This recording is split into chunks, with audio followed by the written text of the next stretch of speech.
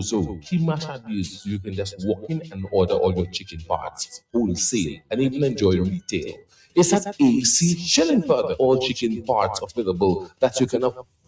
Fresh breast. And you know breast is best. Shillingford wings have muscle. After you eat it, you can fly. As for Shillingford chicken drumsticks, even swinging stars just order drumsticks from Shillingford. And for those of you who love Risapul, AC Shillingford keeps your belly full. Buy your chicken wholesale at AC Shillingford. From wings to thighs to drums to breasts to backs to necks. It's available. It's always available and it's affordable. Plus, you've got pork feet, ham and turkey, bull foot, chicken nuggets, pepperoni, all those right seasonings to make your kitchen keep on ticking. Buy your wholesale chicken at AC Shillingford. When you think of chicken, think of AC Shillingford. Always fresh.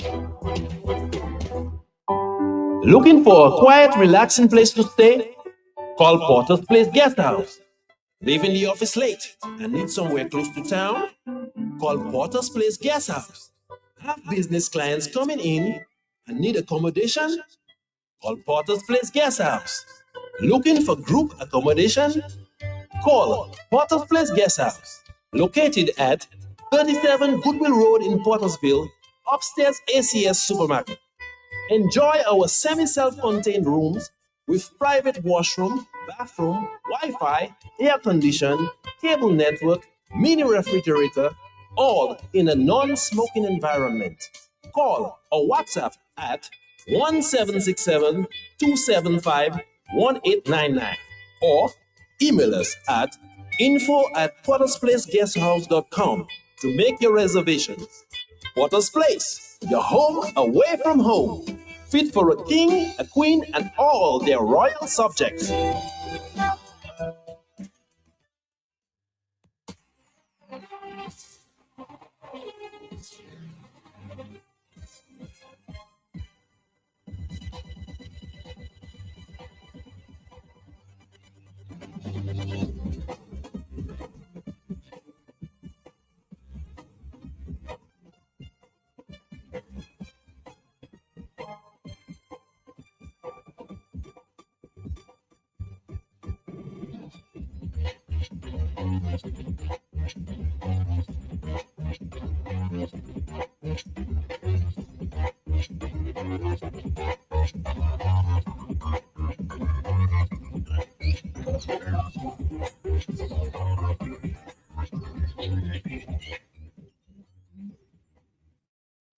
Good evening and welcome to your favorite sports program on a Thursday night and Q9 to 5. We call it Sports Wrap.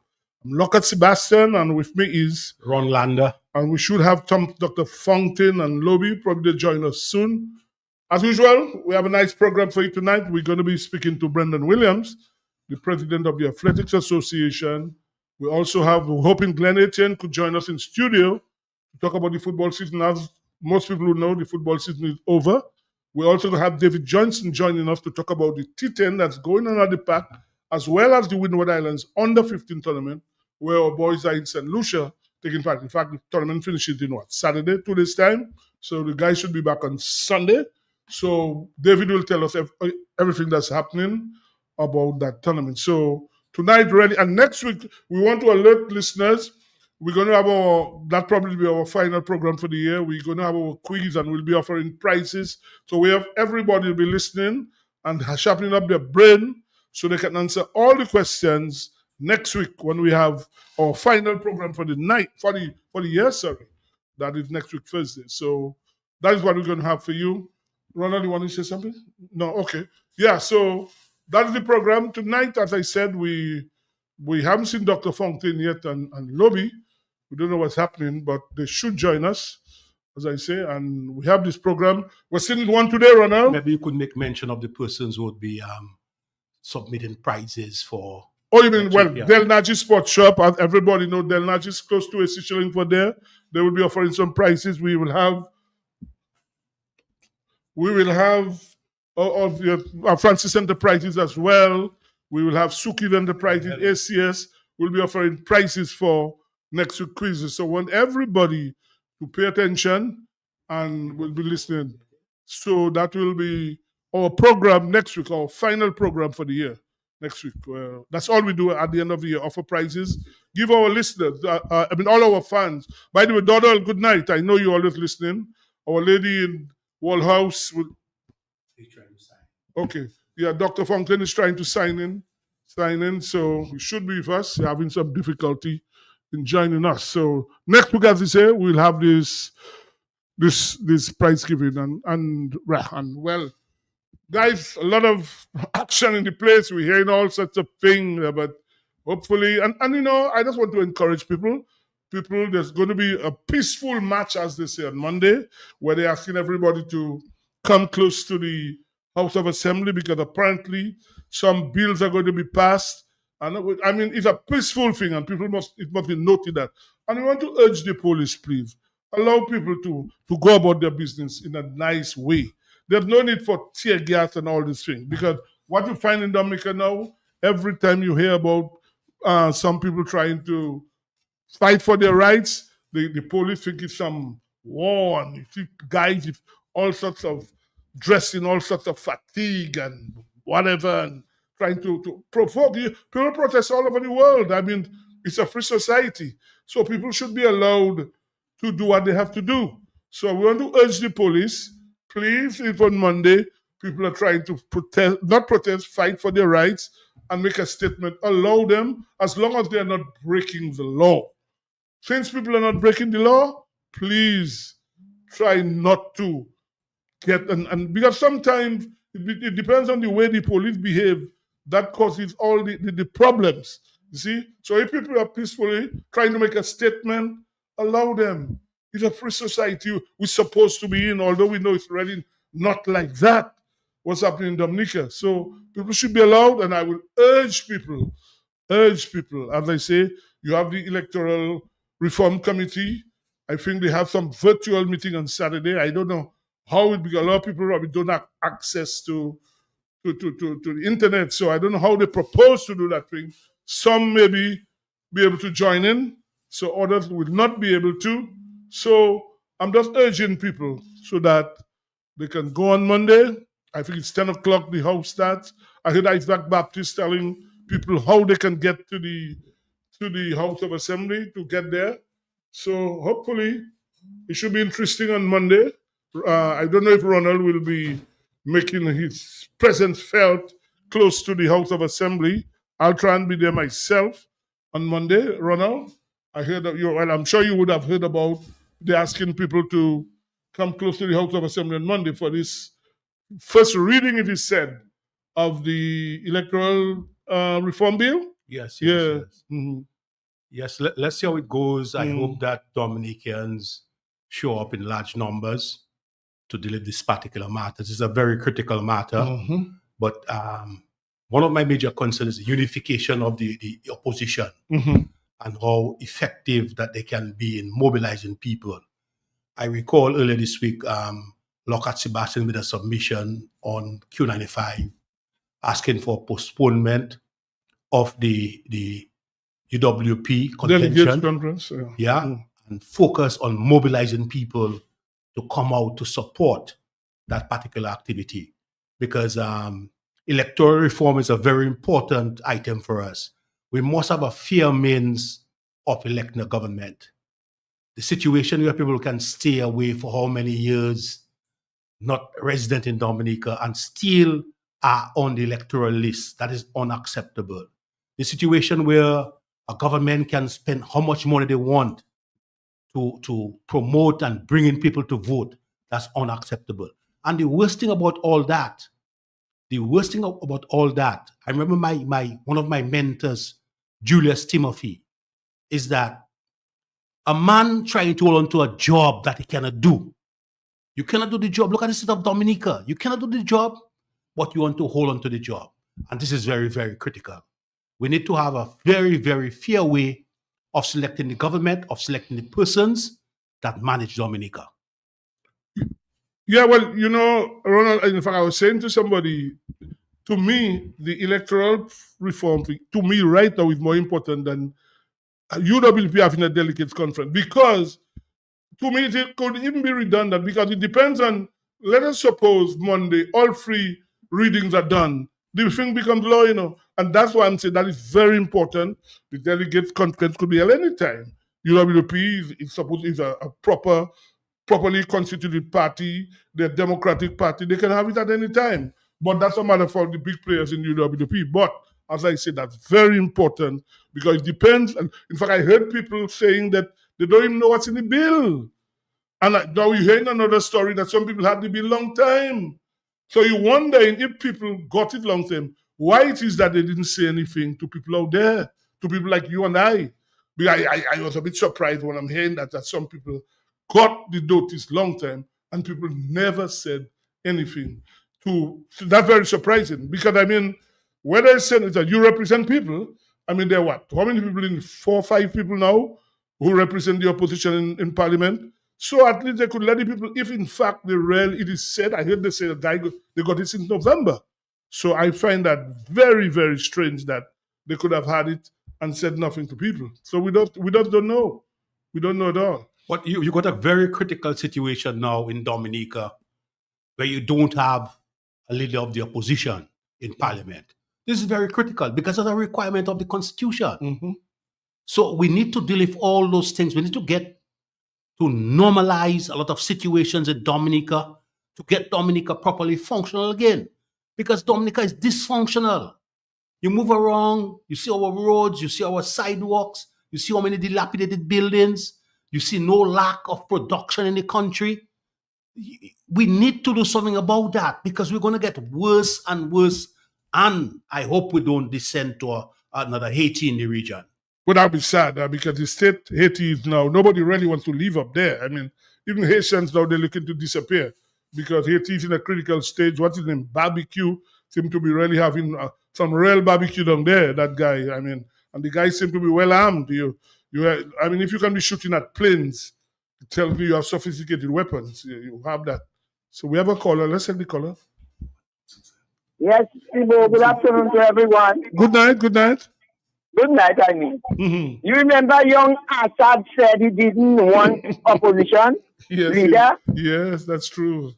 Right, Yeah. so he gets what his wish.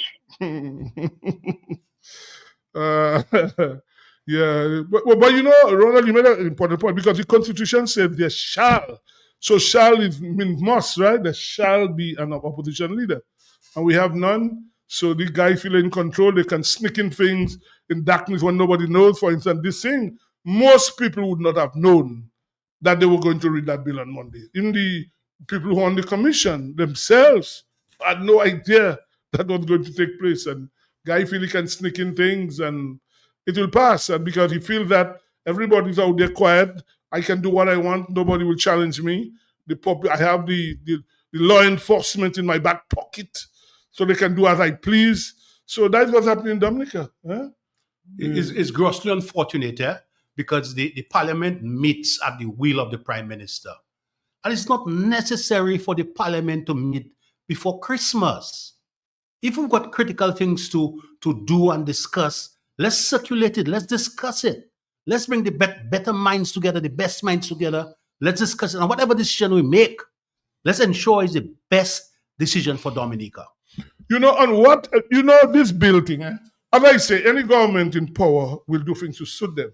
But you should do things to have a level playing field so that you can have free and fair elections. That's all you want, free and fair elections.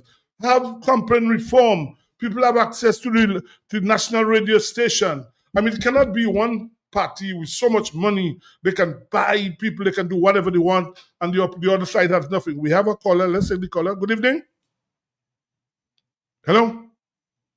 We lost the caller? I guess the caller got cold feet. The caller will call back. So we lost that caller. Yeah. So let's have a level playing field, man. Have the rules so that everybody cannot be that people every time there's election can just get a ticket, jump on a plane, get some money, come vote and disappear. That can't be right. That's annoying. That annoys people. You want a proper playing field with proper election. And who wins. That's how I look at it. You have a proper elections, and so be it. They win. But it cannot be every time. I think Dr. Fontaine has joined us. Dr. Fontaine, are you there? Good night. Dr. Fountain? No, he still hasn't joined Yes, yet. all right, yes. So I mean, Oh, I you're was hearing us listening. now, right? I fell asleep. Yeah, I was listening to you all the time, and I Okay. just was not sure why I was not getting in. Yeah, Okay. I'm Nice here. that we could have you because we were wondering what was happening.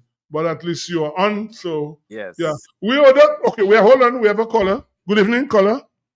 Good evening, Fibo. Good evening to all of us in the panel tonight. Good night, sir. So, a couple months ago, I remember in Parliament, they congratulate the Attorney General for a wonderful job he did, in election reform. Mhm. So that means to say they already don't feel what they want to do for Sterrit already. They're just playing games with the people. They're playing Coco Maca.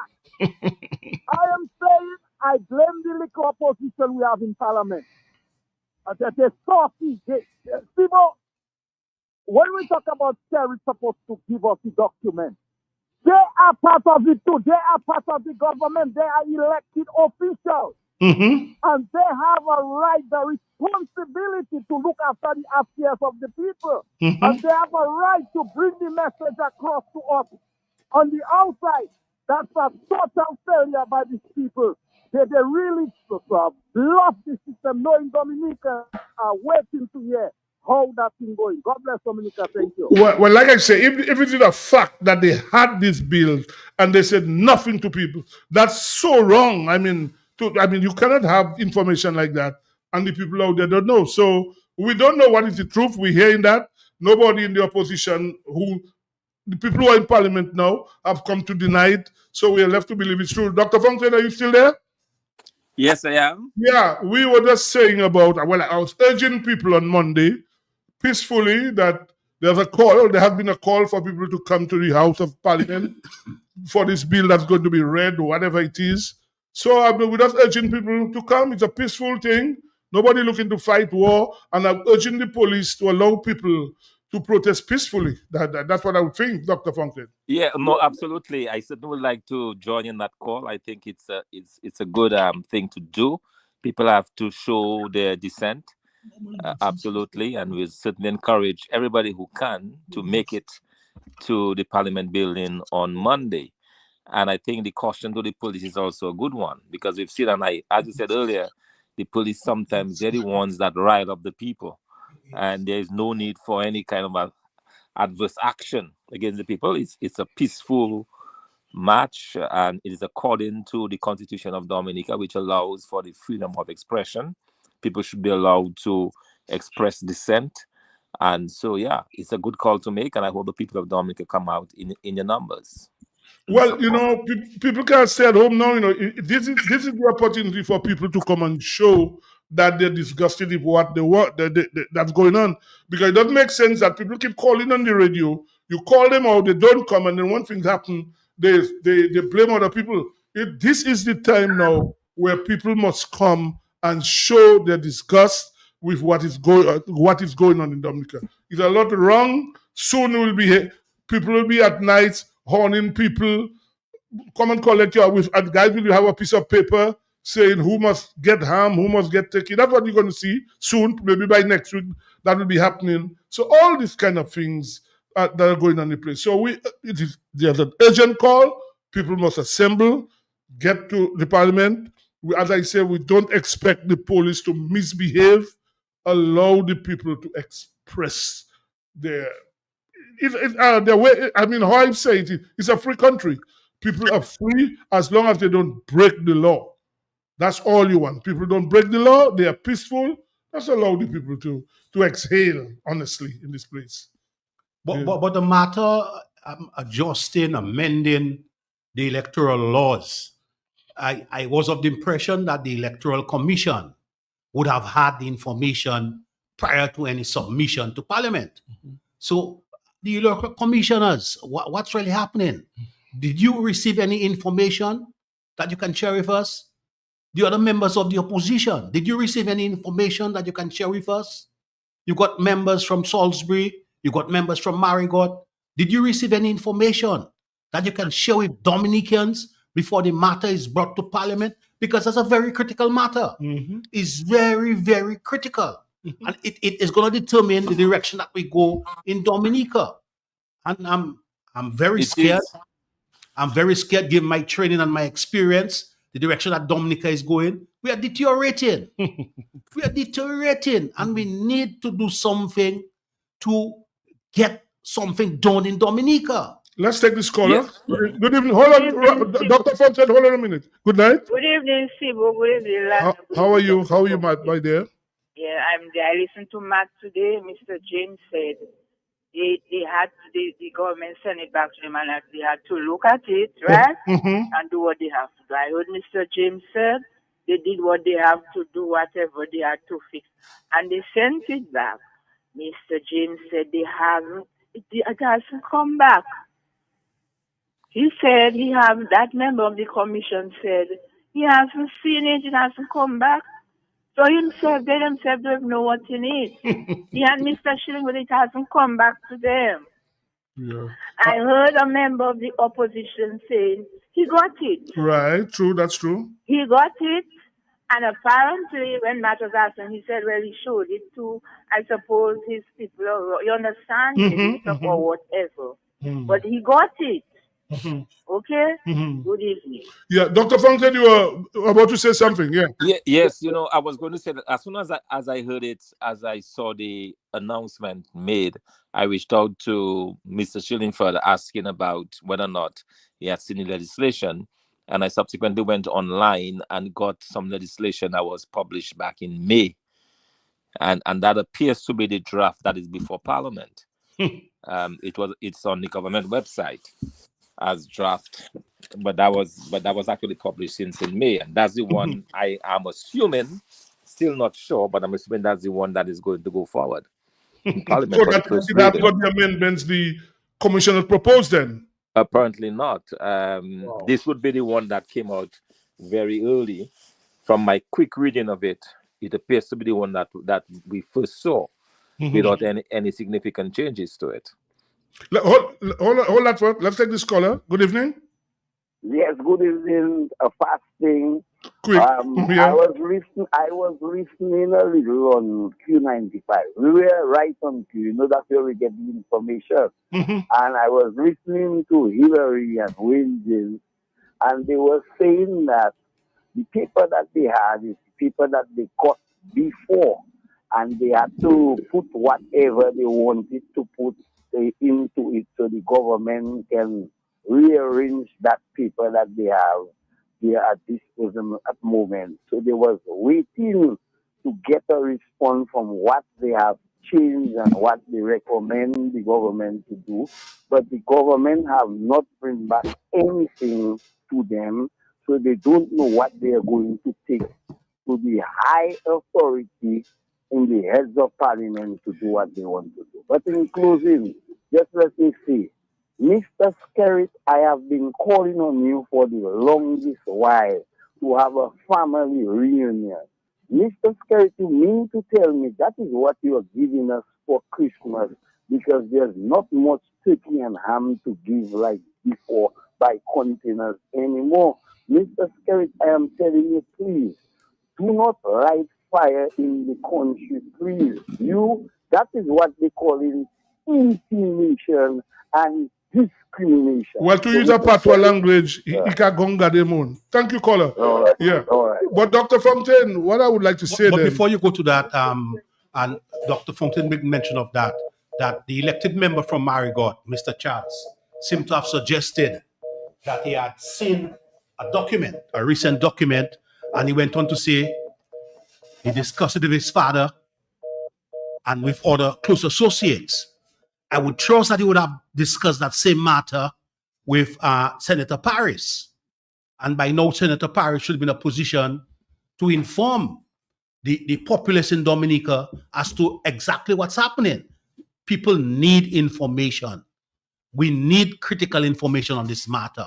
People need to go through what is happening with the electoral reform, ensure that whatever, and you retain a high quality professional from St. Kitts to do a lot of work for you, and it costs you a lot of money.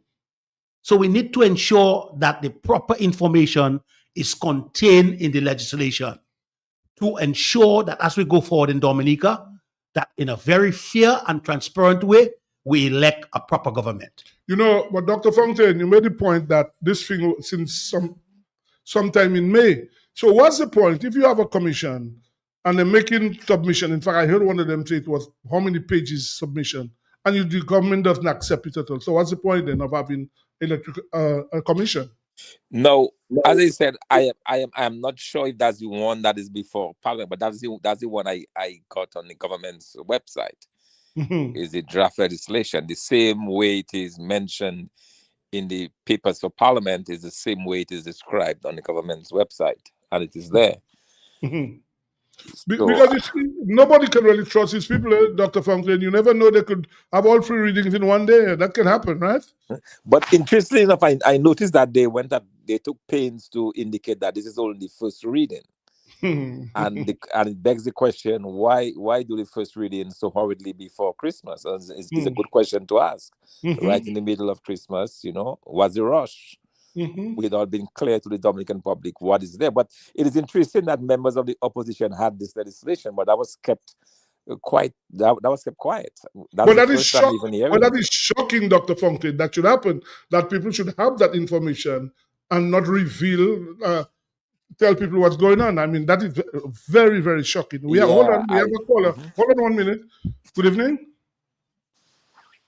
Good evening. Hello, we lost the caller. Yeah, it is very shocking that they should have that information and not tell people, because really when you're a senator, you're representing people, right? So you should absolutely inform people what's happening. Something that is so critically important to the future of our democratic process in Dominica. You would think that would have been broadcasted all over the place, and so I'm a bit surprised to hear that. Well, it was very surprising when I heard the Charles guy saying that. I was a bit shocked, honestly. I say, but what the hell is going on? That people are representing people and they have information and they're hoarding it. Let's take this caller. Good evening. Yes, Tibo, good evening. Yes, good evening. Yes, good evening, and the rest of the panel. Tibo, you see, what is happening is we have a government in Dominica that have no respect to the people. And we have ministers and we also have senators that have no respect for the people of Dominica. You go in Parliament to pass a legislation on the people, on behalf of the people of Dominica. The people is asking you, what is it you have in it? So we can agree or disagree with you. Or if there is certain changes, we want to tell you what changes you have to make in it, because you are not working for yourself, you're working for the people. You are representing the people. So you have to give the people what the people want. Now the people decided that they're coming out and stand up on Monday to tell you that they don't satisfy with what you're going to do. They don't agree with what you're going to do because they disagree with you going in Parliament to something that they don't know what's going with. And it's a possibility that the chief of police and the Minister of National Security might send the police there to disturb the people that is willing to stand up peacefully. And they're going to do it by spite just to provoke the people. And now when the people react now against the police now, they're going to send for help in the region. And then when they send for help in the region, that is where the problem is going to start. Because there is a letter out in the region warning all the region leaders that we in Dominica is under pressure. And when you see our pipers do not intervene, we want them. So it's going to have a serious trouble in Dominica, what you will see. Okay, on that note, we will take our first break. Thank you. Let's take our first break, guys. Let's take our break.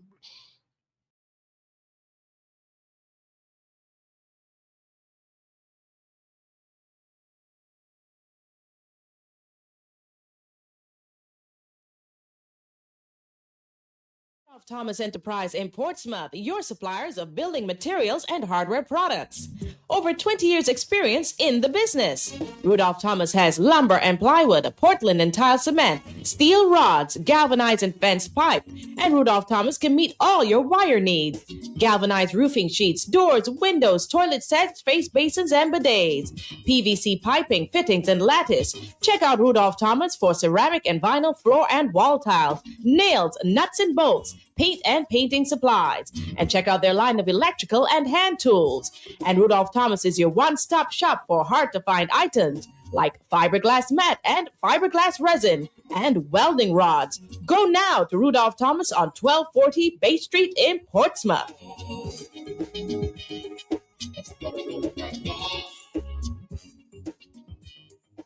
All you where in Roseau, Kimashadis, you can just walk in and order all your chicken parts, wholesale, and even enjoy retail. It's at AC Shillingford, all chicken parts available that you can afford. Fresh breast, and you know breast is best. Shillingford wings have muscle. After you eat it, you can fly. As for Shillingford chicken drumsticks, even swinging stars just order drumsticks from Shillingford. And for those of you who love Risapul, AC Shillingford keeps your belly full. Buy your chicken wholesale at AC Shillingford. From wings to thighs to drums to breasts to backs to necks, it's available. It's always available and it's affordable. Plus, you've got pork feet, ham and turkey, bull foot, chicken nuggets, pepperoni, all those right seasonings to make your kitchen keep on ticking. Buy your wholesale chicken at AC Shillingford. When you think of chicken, think of AC Shillingford. Always fresh. Rudolph Thomas Enterprise in Portsmouth, your suppliers of building materials and hardware products. Over 20 years experience in the business. Rudolph Thomas has lumber and plywood, Portland and tile cement, steel rods, galvanized and fenced pipe, and Rudolph Thomas can meet all your wire needs. Galvanized roofing sheets, doors, windows, toilet sets, face basins, and bidets. PVC piping, fittings, and lattice. Check out Rudolph Thomas for ceramic and vinyl floor and wall tiles, nails, nuts and bolts, paint and painting supplies. And check out their line of electrical and hand tools.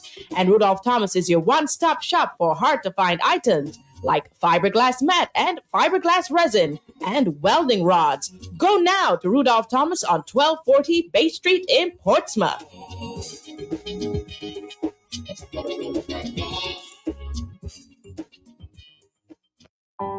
Looking for a quiet, relaxing place to stay? Call Porter's Place Guest House. Leaving the office late and need somewhere close to town? Call Porter's Place Guest House. Have business clients coming in and need accommodation? Call Porter's Place Guest House. Looking for group accommodation? Call Porter's Place Guest House. Located at 37 Goodwill Road in Portersville, upstairs ACS Supermarket. Enjoy our semi-self-contained rooms with private washroom, bathroom, Wi-Fi, air condition, cable network, mini refrigerator, all in a non-smoking environment. Call or WhatsApp at 1767-275-1899 or email us at info@portersplaceguesthouse.com to make your reservations. Porter's Place, your home away from home. Fit for a king, a queen, and all their royal subjects.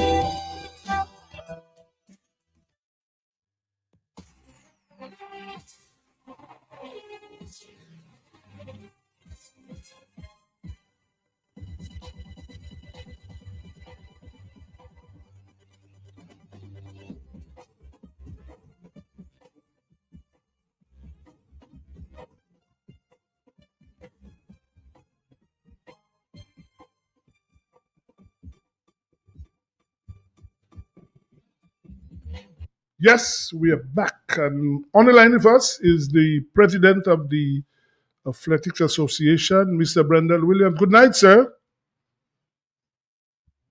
Brendan?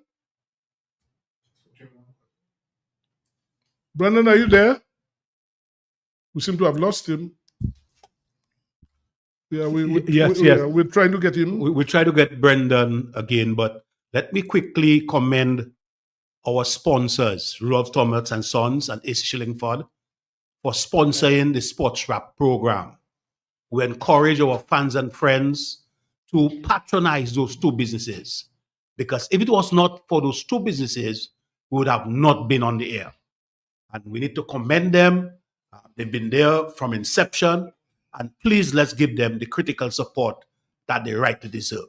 Rudolph Thomas and Sons and AC Shillingford. Well, especially Sons, as you know, Mr. Thomas is no longer with us. So the Sons are doing a good job, and you have to thank all of them. Yeah, they run the business now. The Sons are Ronald, so they've continued the business. So we have to thank them. Without the sponsors, and we're appealing to people out there who want to sponsor certain programs, they can join us. They can make a contribution to Q95 so that the program stays on air. So people who want to contribute, no problem. I think we now have Mr. Williams. Good night, sir. Good evening, gentlemen. I hope you can hear me now. We're hearing you loud and clear. Well, Dr. Fountain is there, Ronald is there. So your boy Lobby is not there on tonight. So, well, Brendan, we know you at some congresses now. First thing you want to ask, you want to tell people what meeting you're on now? You mind? Yeah, well, I was recently appointed as the chairperson for the Caribbean Association of National Olympic Committees to spearhead the formulation of an athletes commission within the region, the Caribbean region. Because we do not have a body or voice that can speak up for the athletes within the English-speaking Caribbean. So I was tasked along with Alian Pompey from Guyana, who was the former chair of the Pan Am Sports Athletes Commission, and also Ms. Hazel Regis, who is the chair of the Grenada Athletes Commission. So it's a three-person team, myself, the only male, and two females tasked to formulate the terms of reference and other guiding documents for the formulation of that Athletes Commission. Well, let me say congratulations to you. I mean, that's a wonderful thing you're telling listeners here now. Well done. Okay, Brendan, you know, how I would say it, I mean, this is the end of the year, and I am sure the Athletics Association will be proud, because if we go in by success, we would have to say the Athletics Association right up there, because Dominica, for the first time in history, got an Olympic gold, and nothing surpasses that. So from a president or the association point of view, how you look at 2024 in terms of athletics? Well, to me, if I have to judge the work that the executive and also affiliates have done, it has been very commendable, or even more so, exceptional. Because we started the year with the success of Pierre Lafont winning the gold medal at the World Indoors in Glasgow. And that was our first global championship as a country and also as an association, which I have the distinct honor to lead. And then we moved on to the Caribbean Games, where we have Addison James winning bronze medal in the under-20 javelin, his first time competing under-20. We had Corel Etienne, who has been dominating the under-17 100 and 200 meters up in Jamaica. When she moved to Jamaica last year, September, she transitioned perfectly into their system and has been dominating. Also winning bronze medal at the Champs, making it into the semifinals at the Caribbean Games. We had athletes such as Danny Gluck, who basically broke the 800 meters every time he stepped on the track. He also did the 400 meters. We had athletes like Trennis Hamilton, who now moved to the Alabama University, a full scholarship after she had stint in Boston University. We have athletes like Akisha Luke dominating, Kirby Malifam, and a wide cross-section of our athletes who have been dominating across the track and field in Dominica, but also winning accolades of male or female athletes of the year, let's say, for primary schools or secondary schools. But I think it's a testament on the work that the association has done as it relates to its development programs. So we had two successful kids athletics programs. We had a Train the Trainers workshop, which was recently concluded. We also had training opportunities for one of our executive members and also coaches, Mr. Felician Antoine, who went to St. Vincent, and where he did the Train the Trainers workshop. So he's the lead kids athletics trainer in Dominica. We also had Wilson Paquette getting his silver referee from World Athletics, so he can also officiate at international and regional competitions. And we saw him officiating at the Caribbean Games.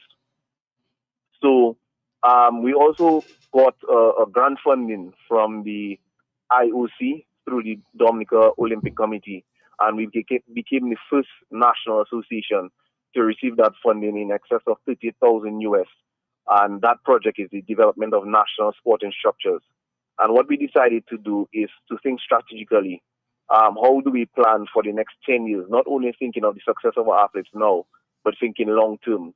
So with that, we created our strategic plan, which will be rolling out and presenting in public by January, and also a partnership agreement, and also kiddies athletics programs, where we decided that we're going to bring in more coaches into the system. Recently, we sent out a call for technical officials. So we actually on a recruitment drive for technical officials before the commencement of our athletic season, which will begin on the 29th of December.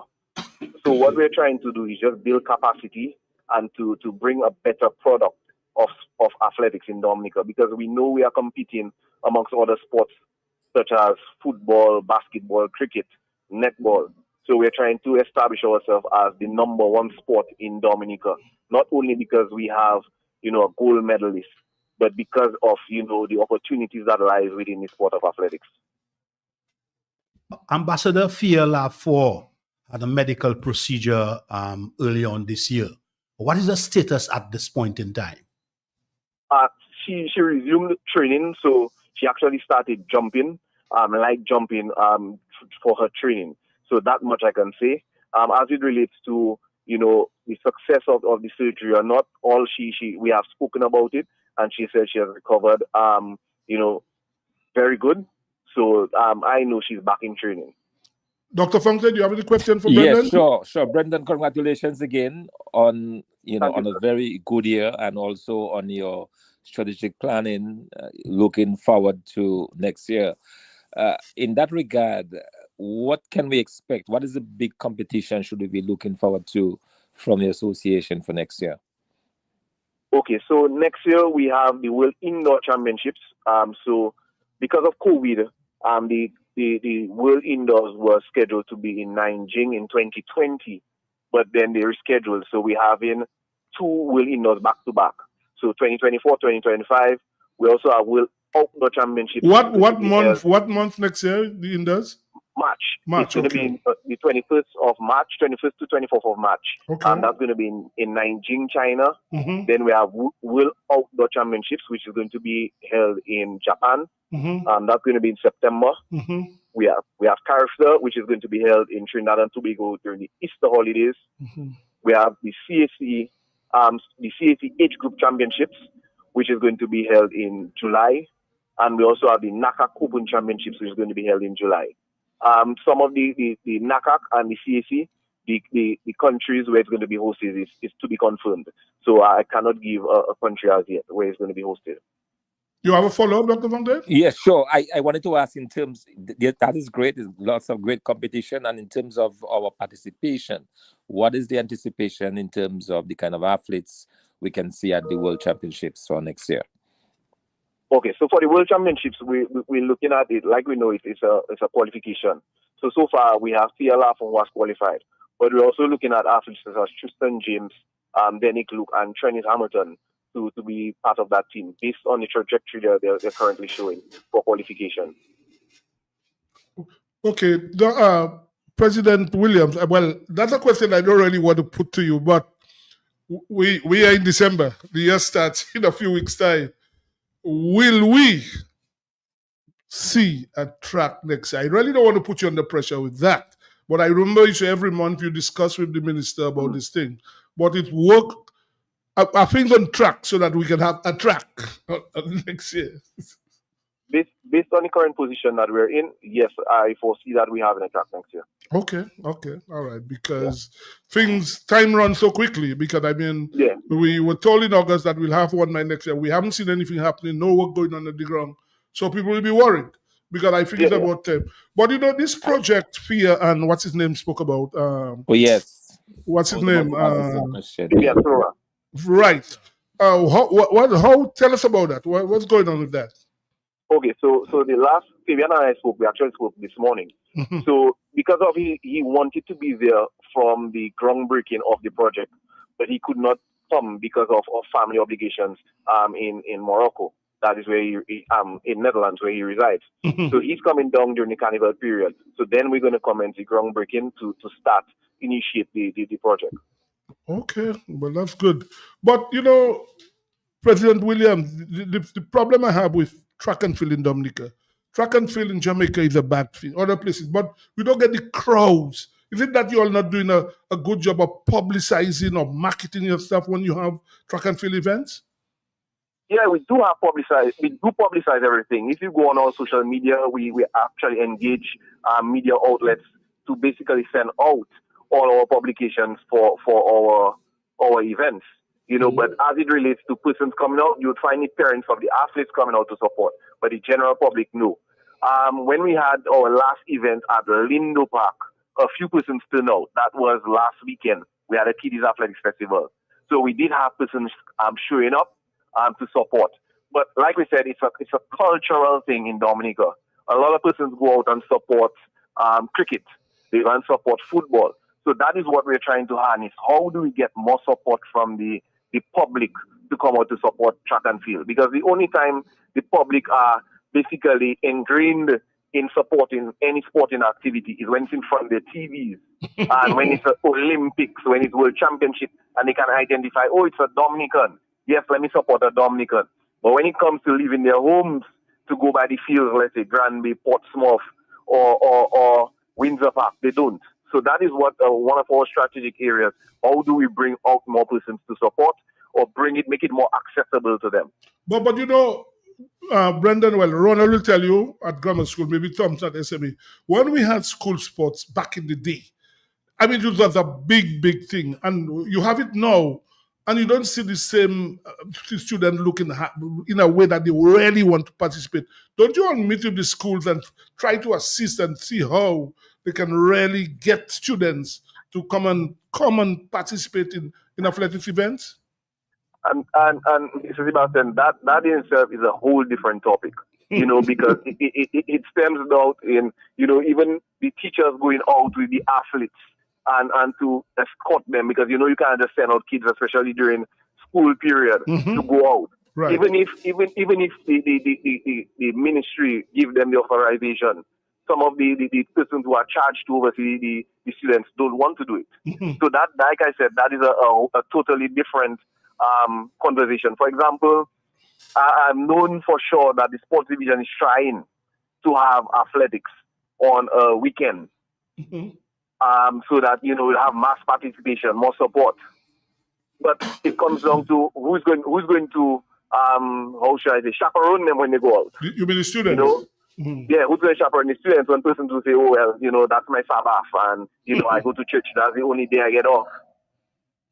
So that is a problem that needs to be addressed from a ministry point of view, you think? Well, like I said, the ministry at one point gives the authorization for the events, but then the support staff to actually accommodate them, that's the issue. Yeah, I figure that's an item that you'll address in your strategic planning. It's a critical area, and it's something that you'll address as part of your strategic planning. I'm very happy to hear that we're on track to have our international track in Dominica. And the Athletics Association need to continue applying and lobbying and putting pressure to ensure it happens. Right now in Dominica, what young talent do we have? I know that we have certain persons abroad that are going to participate in different games abroad. And the remarkable TLR Forgatson is one of the persons that we have abroad. But in terms of Dominica, are there any persons, any talented, very talented persons that we should look forward to in the not too distant future? So as it stands now, there are some persons we could look out for. For example, we have young Akisha from Goodwill Secondary School, who is trained by Mr. Cedric Harris, and also Kevin Lifam. Those two are talents that we got to look out for. We also have Sean Vidal from the north. We have Mr. Tit. His name eludes me right now, from Marigot. So we have a few athletes to look out for.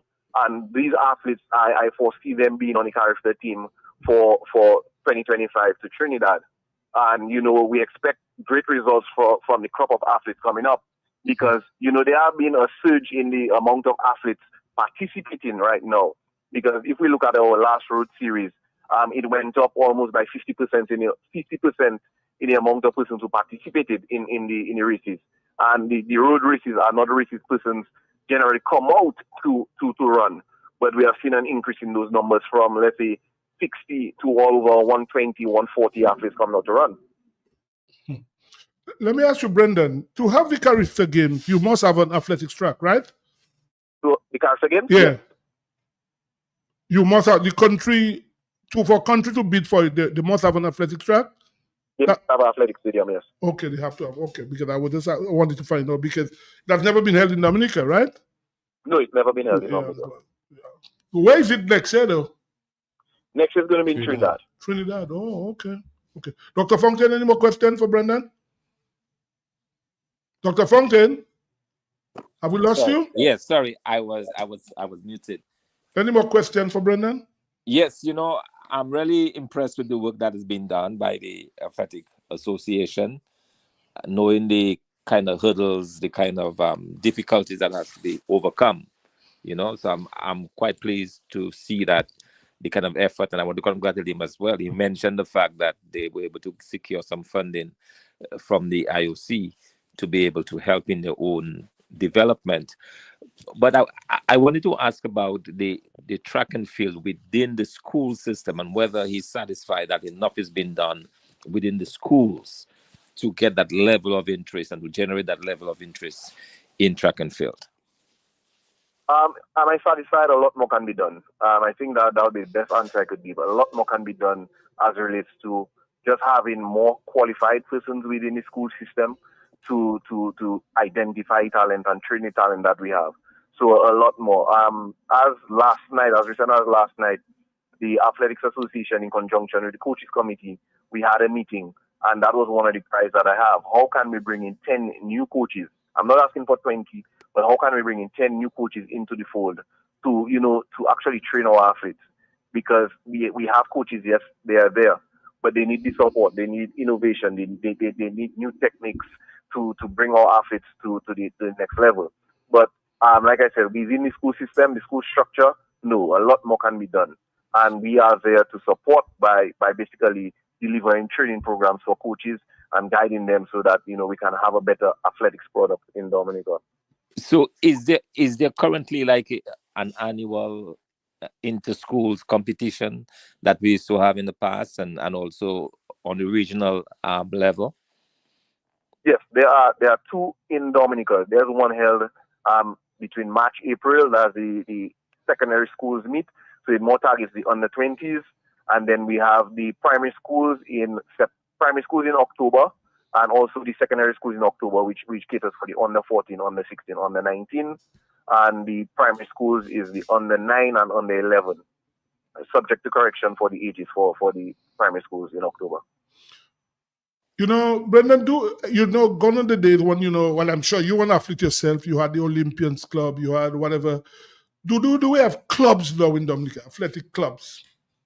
Yes, we have 9 affiliated clubs and schools affiliated to the Dominica Athletics Association. But are they functioning? Are they functioning?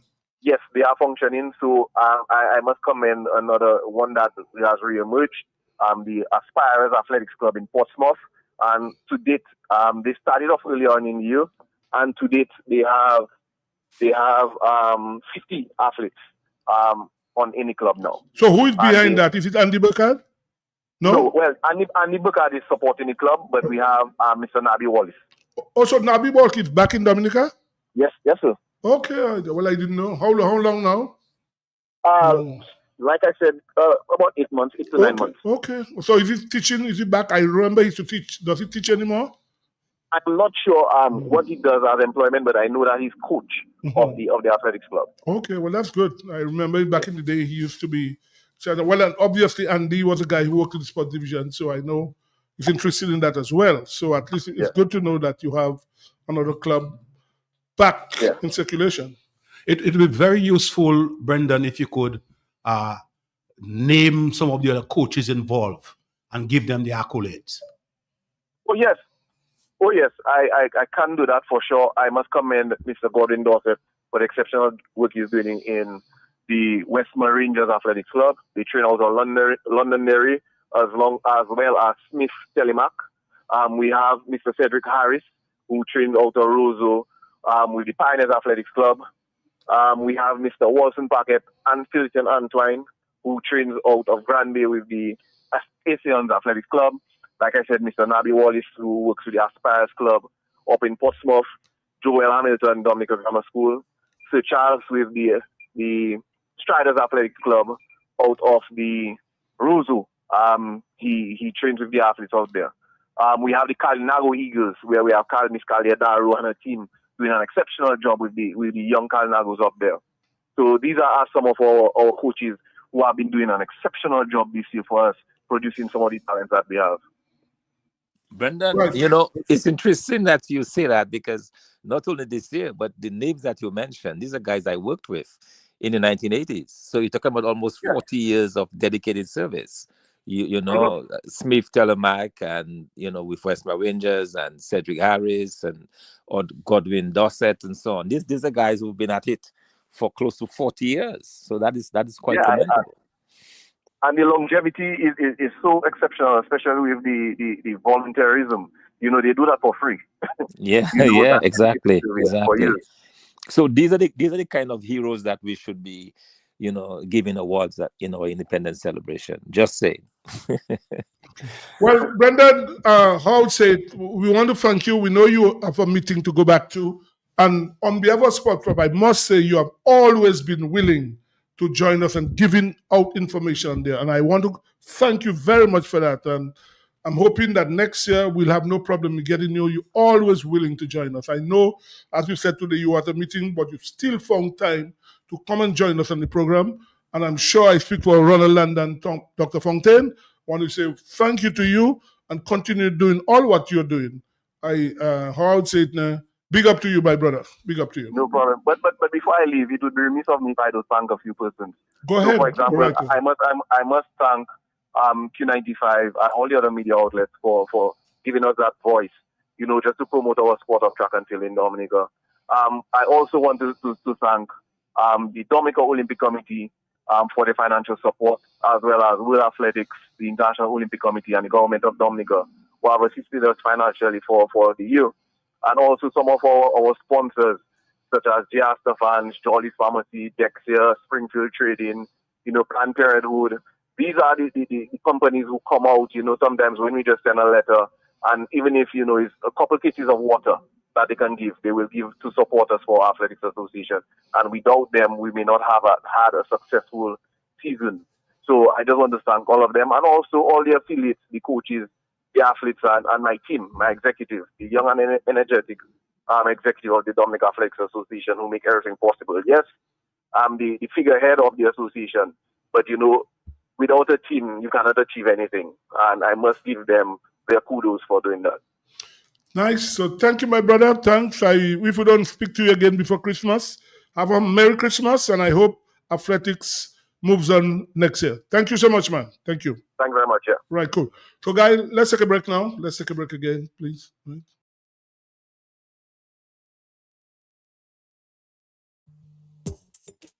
Rudolph Thomas Enterprise in Portsmouth, your suppliers of building materials and hardware products. Over 20 years experience in the business. Rudolph Thomas has lumber and plywood, Portland and tile cement, steel rods, galvanized and fenced pipe, and Rudolph Thomas can meet all your wire needs. Galvanized roofing sheets, doors, windows, toilet sets, face basins, and bidets. PVC piping, fittings, and lattice. Check out Rudolph Thomas for ceramic and vinyl floor and wall tiles, nails, nuts and bolts, paint and painting supplies. And check out their line of electrical and hand tools. And Rudolph Thomas is your one-stop shop for hard-to-find items like fiberglass mat and fiberglass resin and welding rods. Go now to Rudolph Thomas on 1240 Bay Street in Portsmouth.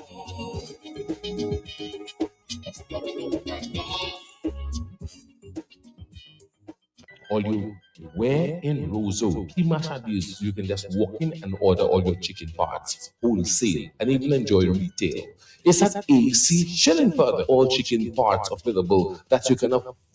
Fresh breast. And you know breast is best. Shillingford wings have muscle. After you eat it, you can fly. As for Shillingford chicken drumsticks, even swinging stars just order drumsticks from Shillingford. And for those of you who love Risapul, AC Shillingford keeps your belly full. Buy your chicken wholesale at AC Shillingford. From wings to thighs to drums to breasts to backs to necks. It's available. It's always available and it's affordable. Plus, you've got pork feet, ham and turkey, bull foot, chicken nuggets, pepperoni, all those right seasonings to make your kitchen keep on ticking. Buy your wholesale chicken at AC Shillingford. When you think of chicken, think of AC Shillingford. Always fresh. Rudolph Thomas Enterprise in Portsmouth, your suppliers of building materials and hardware products. Over 20 years experience in the business. Rudolph Thomas has lumber and plywood, Portland and tile cement, steel rods, galvanized and fenced pipe, and Rudolph Thomas can meet all your wire needs. Galvanized roofing sheets, doors, windows, toilet sets, face basins, and bidets.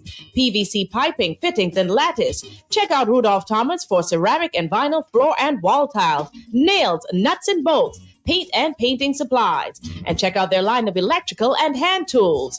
And Rudolph Thomas is your one-stop shop for hard-to-find items like fiberglass mat and fiberglass resin and welding rods. Go now to Rudolph Thomas on 1240 Bay Street in Portsmouth.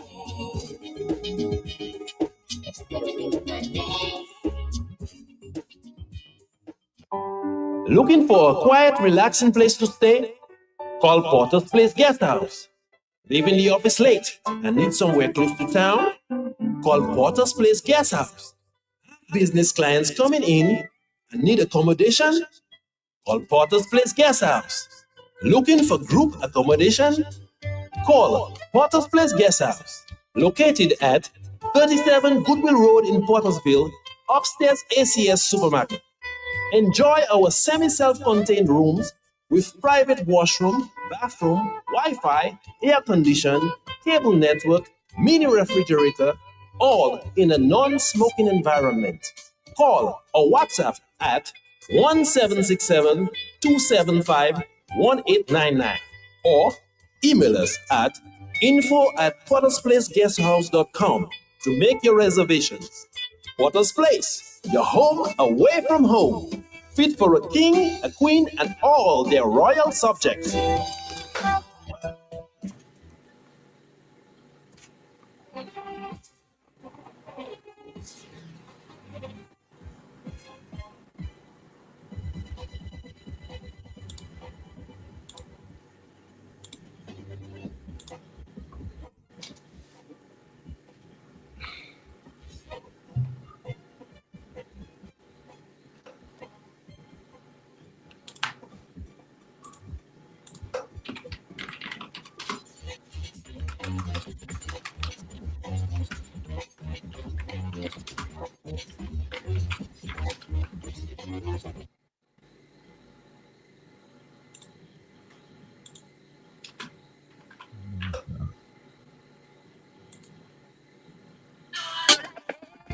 Calling all the cricket fans.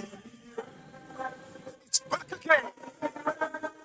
December 7th to 22nd. Get ready for the ultimate cricket showdown. The fifth edition of the Dream 11 Natural T10 Cricket Tournament. Two-time champions and the defending champions, the Valley Hikers, are ready to defend the title against the Champion Reef Divers. Two-time champions, Marana Ote Warriors, one-time champion, Indian River Rowers, Sari Sunrisers, and the Tugon Splashers. Who will be crowned the 6th edition Dream 11 T10 champions? Come witness live at the Windsor Park Sports Stadium. Admission $5 for preliminary games, $10 for player. Be part of the excitement. Don't miss out. Get ready for the most electrifying cricket showdown of the year. It's the 6th edition of the Dream 11 Natural T10 Cricket Tournament, December 7th to 22nd, Windsor Park Sports Stadium. Let's give the world a taste of nature. One life, so we get to live it. Okay, we're going to be talking T10 cricket now in the Windsor Park, and we are joined by the Assistant Secretary Treasurer of the Dominica Cricket Association, Mr. David Johnson. Good night, sir. Good night, Mr. Sebastian. Good night, Mr. Lender. And Dr. Fountain is on as well. Yes, and Dr. Fountain. How are you guys doing? All right, okay. We're very good. Dr. Fountain, are you here? Doing well, yes, loud and clear. Doing well. Okay. Right. So, David, the T10 started last week, Saturday. Yes. Last year, there were a lot of problems with the rain. Things have been gone on smoothly so far. I myself have been there almost every day. Tell us how things have gone on so far this week. Well, I would say things going on smoothly at the moment. I mean, just as earlier mentioned that about the inclement weather, the rain, and it did affect 1 or 2 games. But fortunately the rain gave us a break and we were able to complete all those games so far. There was no washout games, especially the match with Splashers and Champagne Reef Divers on the first day. We had that game shortened, and it had to end up being a 3-over game. But fortunately, we got that game completed. So I would say from there on, we had good weather so far. Although in between you get some rain, but so far so good.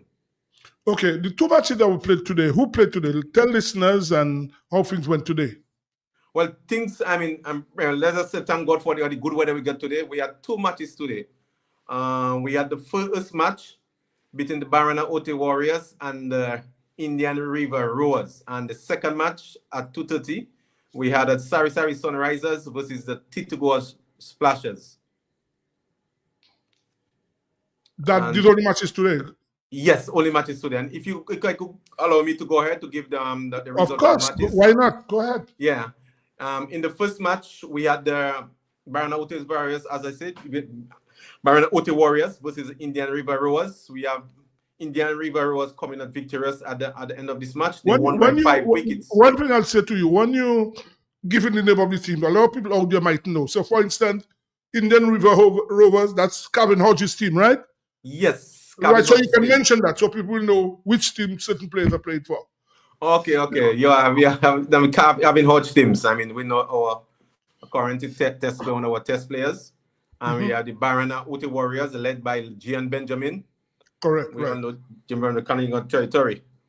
As I said that, I mean, Rowers won that game by 5 wickets. You mean that's the first game they've won, right? Rowers? Yeah. Yes, actually, that's the first game they won. Yes, that's the first game they won. After 4 games, they had fortunately they won that game today. In the match, I would say Barana Ote Warriors, they batted first. They scored 118 for 4. And we had Daniel McDonald from Grenada. He had 42 in 21 balls, 3 fours and 3 sixes. And the bowling for Rowers, we have Lily Uzi, Keon Gaston, that's a Windward Island newly contracted player, Calvin Hodge himself. And we have Elton Mack, 1 wicket each.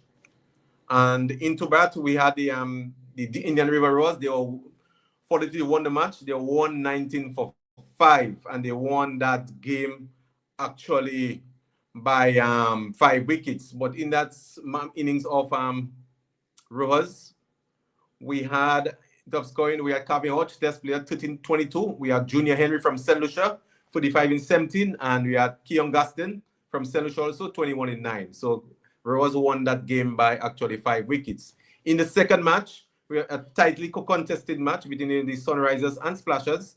Sunrisers led by Tyrone Theophile, former Windward Island player, and Titugo Splashers actually led by Jelani Robinson.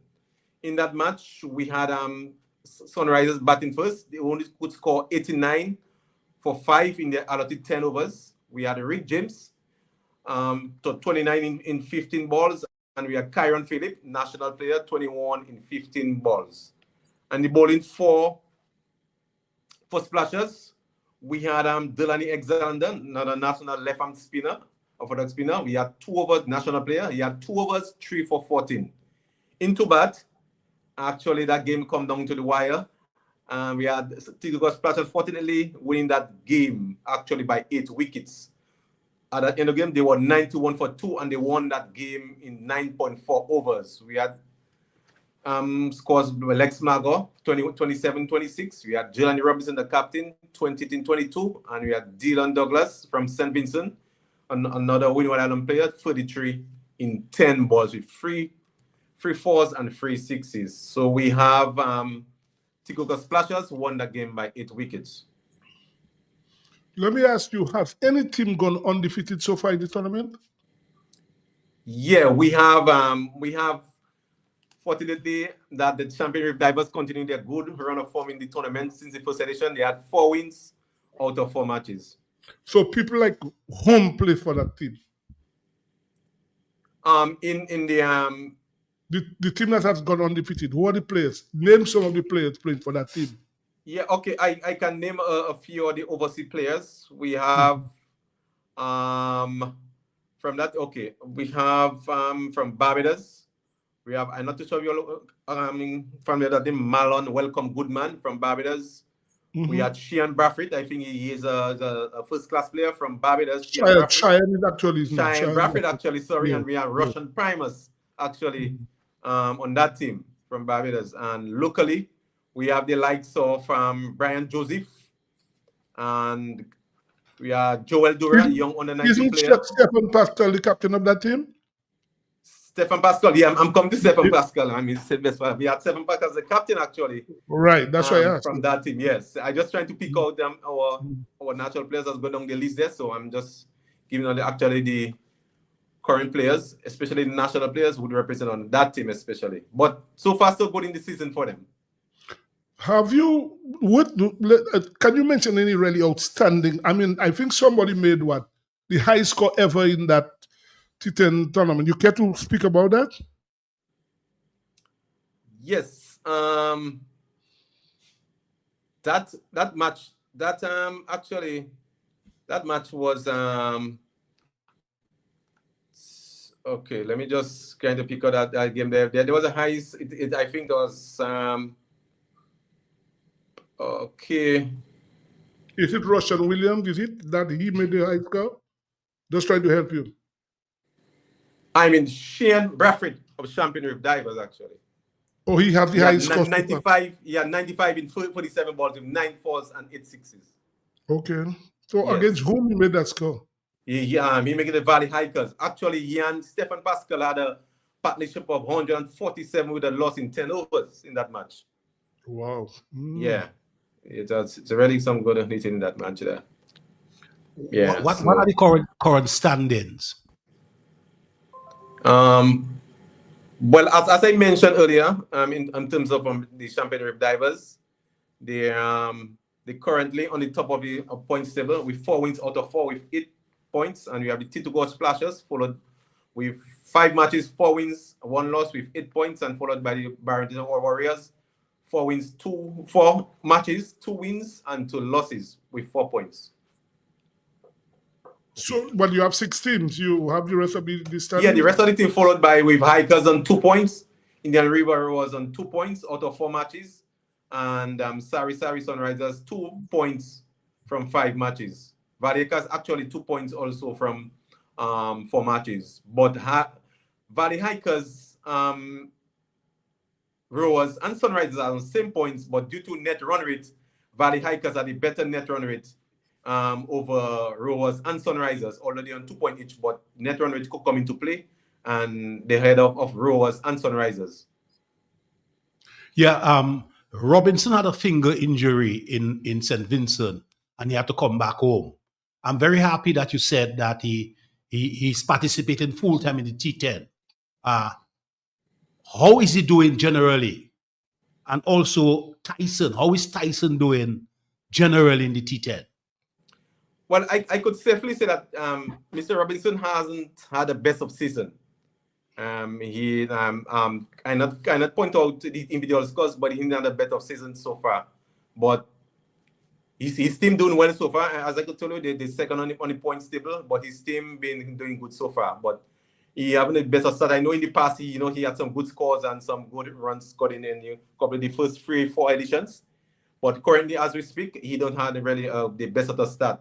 In terms of Tyson is I would say not too much of a good start, but he really brought him some pace he get a wicket down, you know, but not the start probably he really wanted actually, you know, because as you know, may know that T10 is a batsman game. Yeah, it's a fun game, a fun game. Yes. A fun game, a fun game. And as I'm here, let me encourage Dominicans to go out there and enjoy themselves. T10 is a fun-filled game. It's a game that you can go and enjoy and so on. Most high-level cricketers, they don't look at T10 as being a very competitive game. But it is something that you can go and enjoy. It is very enjoyable. It is very entertaining. So let me encourage many Dominicans, especially it's only $5 to get in there. Yeah. That's the fee, $5. Yes, $5 for the the preliminary round matches, and in the playoffs is $10. Yes, so let me encourage as many Dominicans as possible to go out there. We've got some bright talents. We've got Calvin Hodges playing. Afanaz is out of Dominica. Well, he should be home tomorrow. So he might be playing too. He's not in the West Indies T20 squad. Robinson, Tyson, Pascal. We've got some very bright talent. So let us go out there and give our players, our young players, optimal support. Dr. Fountain, do you have any question for Mr. Johnson? Mine is just to add my voice to Ron's and to urge the public to come out and support. You know, it's cricket. It's cricket, lovely cricket, and it's a good opportunity for the people to come out and support what's going on in the Windsor Park. By the way, we've just been joined by Emmanuel Loblack. I just joined us late. I don't know if he went to church tonight. Lobby, were you at church now? Church? No, man. I'm just asking, just checking. That's some personal business. So. Okay, all right, no problem. Well, we have with us David Johnson on the line with us, who is talking about the T10. I know you're not a fan of that, but it's going on. Sebastian. Well, it's going on, and we have to talk about it. Well, yes, but it's not my fan at all. As you don't like T20, I don't again like T10. Okay, yeah. Let's get to Johnson again now. In terms of the pitches, have you all been satisfied with the surfaces you have been playing on? Well, actually, today we played on I would say a fairly new pitch. It was a bit yesterday actually we played on a fairly new pitch, but the previous pitch we played on for the first 4 days, I think the pitch was playing really good in my assessment. I'm not too sure others have different views, but I would say that it played really well. But the pitch we played yesterday, it was we played on it today again, but you know sometimes you play on a new pitch and it just being fresh, being prepared for a match, you're not too sure how it's playing. So it was kind of uneven now and then, but at the end of the day, today I think it played really well. I don't think any other teams or management of those franchises have any issues with the pitch actually. Well, the reason why I asked that, in less than 2 months, the Windward Islands will be playing a match right at the Windsor Park. So obviously you want to see that you have a good pitch in preparation for a first-class match in mid-February. So that is the reason why I asked a question about the quality of the pitch. Yeah. But let's talk about the matches for this weekend now, because tomorrow is Friday, and Saturday and Sunday. So let listeners know the matches that are going to be played this weekend. Yeah, actually, we have a full schedule tomorrow. We have 3 matches actually tomorrow. We have 3 matches on Saturday. Mm-hmm. Tomorrow at 9:30, we have the Barony Ote Warriors, led by GM Benjamin and Tito God Splashers at 9:30. And at 12, we have the Valley Hikers, led by Michael Joseph, versus the Sunrisers at 12. And at 2:30 again, we have the Indian River Rowers, led by Calvin Hodge, against the Champion Reef Divers, led by actually Stephen Pascal. On Saturday again, we have 3 matches. First match at 9:30, we have the Sarison Sunrisers versus the Indian River Rowers at 9:30, and at 12 we have the Champion Reef Divers versus the Tigogo Splashers. And at 2:30 again, we have the Valley Hikers actually versus the Barony Ote Warriors. So we have 3 on tomorrow, 3 on Saturday. Have you all thought of having some, in Dominican now, everything is related to Siwo. I know Liam is involved with the Signal Band. He's the main player of them. Have you all thought of having them, let's say, Saturday, Sunday, so that would bring more people into the stadium? Have you all thought of that? Well, from the initial stage of the competition, no, we didn't have too much of that, especially in those weekend. We only have on the finals, and each edition we have some events, entertainment actually after the final. But to say on the weekend, we don't know. We don't really have any entertainment in that regard. No, not too much. Well, I was also thinking of how you can bring crowds into Windsor Park, because I've been there almost every day. Sometimes you don't have any real big crowds there. I mean, actually, well, we really, using the social media platform, like on the radio, Facebook, we use Instagram, those social media platform and stuff like the radio. So we have been popularizing, marketing, advertising, sending out the message to the general public, especially, and which is more importantly, the online viewers, actually. So that we have those matches for the tournament itself, but to have entertainment on the weekend itself during those matches, no, we don't really have at the moment.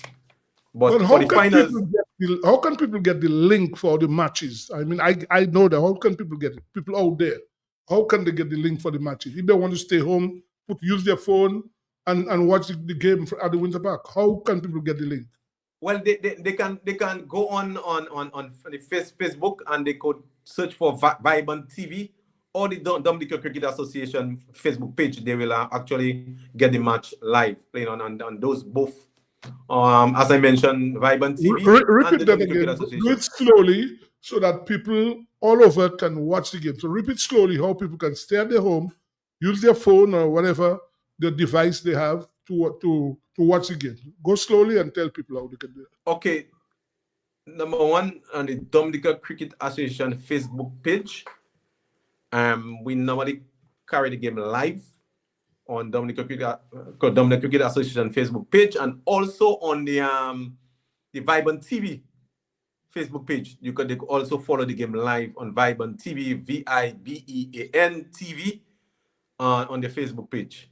Each game are carried live on Facebook on both pages of those mentioned. Good. All right. So people know that they can watch the games. Every game is there. You can take your phone and just join and watch it if you're not in the Windsor Park. Lobby, you have any question for the gentleman? No question, Sebastian. Okay, yeah. I know you're not a lover of that T10, so you want to look a little not a matter of love, I know, Sebastian. Seriously, Sebastian. Yes, sir. No, my concern I have, seriously, is cricket. But my concern I have, brother, is the transition, is our present West Indies players. That transition we have, and from the T10 just now to the World 40 game. Well, right? there's a test series. Because what I'm seeing right now, Sebastian, as you can see, it's going to be very, very, very tight making West Indies team, and guys have to start scoring runs. Have to start taking care of their position on the West Indies team. That's my concern, brother. I am not too sure about the agenda of Hodge and Afanaz. I think West Indies is going on a tour very soon. Next month in January. Pakistan. They're going to Pakistan in January. And what I've suggested that already, I've raised it and I'll raise it again. We must find a way soon of celebrating Hodge and Afanaz. Even the final game of the T10. If we can find a way of celebrating them, of bringing them out and presenting them to the public, whoever is there at the stadium, whoever is looking on the media, and celebrating these two outstanding players.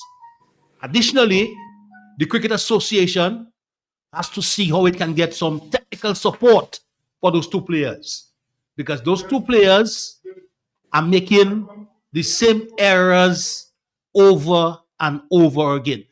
We look at our Afanaz. Afanaz is so highly respected, not only by us in Dominica, but by the West Indies. And today he was playing for West Indies in a 50-over game. And how he got out, playing a careless shot. The same careless sweep shot. So we've got to find a way initially of celebrating those two outstanding players. And as Emmanuel Loblack said, find some way where we can give those players some form of technical support. You see, brother. Let's hear Johnson first. 1 minute. Let's hear Johnson. Yeah, if I want to add to that, I mean, Kavim, I think Kavim will be playing Kavim actually have one more match to play.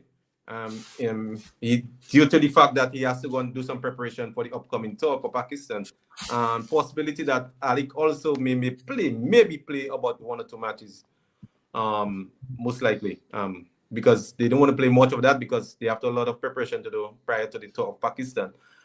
In reference to Alec and Kavim, I know Alec don't have the best of start for the international career, but I just want to encourage the Dominican public and to the extension the region to just keep on supporting Alec. I mean, not all athletes would actually have the best of start. We want him to actually score or play well, but unfortunately he's not the best of start. So we just have to support him, encourage him. You know, I know everybody anytime he crosses the rope, people want him to score on, but sometimes that's the life of a professional athlete. I just want to bring that out and allow the Dominican public to support him, to encourage him, rather than being Alec didn't score, or Alec didn't score much, he play a bad shot, need technical support or whatever it is. We just have to support him. Okay, yes, I agree with that. But remember the 2 points I made there: celebrating those 2 players, and as an association, seeing how we can get some technical support for those players. When it comes to cricket, I'm a Sri Lanka. No, hold on. When you said the cricket association to get technical support, that's what you said. If they can get some technical assist, those 2 players, those 2 outside. You mean the players. Dominica Cricket Association? Dominica Cricket Well, I don't know how they're going to do that. I know. What I'm saying, these guys are contracted, right? Yeah. They're part of the franchise where they have coaches. In fact, what I can tell you, the players are in training now in St. Vincent. Those in Dominica have been excused because they're playing, but they have to prepare I think they have a break just before Christmas. And as soon as the New Year starts, they all have to head for St. Vincent. So they have players, the coaches there. The West Indies have coaches. So the Cricket Association really is in a difficult position when you say you want them to give technical support. But anyway, we have to move on. So, Bodo, let me say thank you to you. And we will talk with you again next week. Thank you very much. No problem. Okay? Thanks. Yes. Thanks. Okay, no problem. Right, Yeah. thank you. Thank you, man. Yeah. Guys, before we have a guest who was supposed to have been with us earlier, but the West Indies won today. I'm sure, Lobby, did you see that, by the way? West Indies won today? No, I was out, Sebastian. Well, West Indies won on Django. He made a century debut. The third or the second? That was the final ODI was played today. West Indies won. They swept. I mean, Django made a century debut.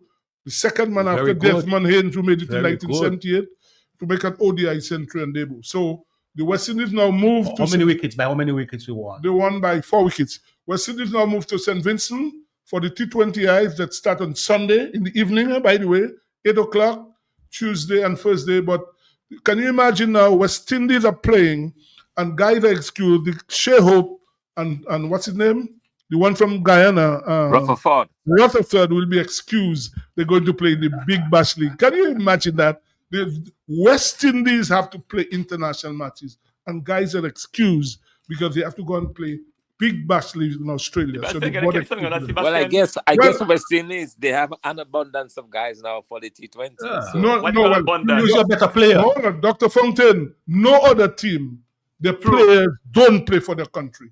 The West Indies team has to get priority. It cannot be that guys are excused to go and play Big Bash League. That is crap, rubbish. That should never. The national team is priority. So we have to get that in our head. Anyway, we have... Just to add to what you have said, what you have said, just to strengthen your point, Sebastian. We have to look right now at the crowds. The people, if you want people to come out and support West Indies, play Dominica. That's all I would say. Play Dominica, you get not Dominica alone. How many Dominica alone? What? Where else they get in the Caribbean? We need the best. We need to be winning, and the best players have to be available to play for us. Well, yeah. You made a point last week, a valid point last week about the ICC president, who is leaving. He made a point. He left already. You have a new president from India. To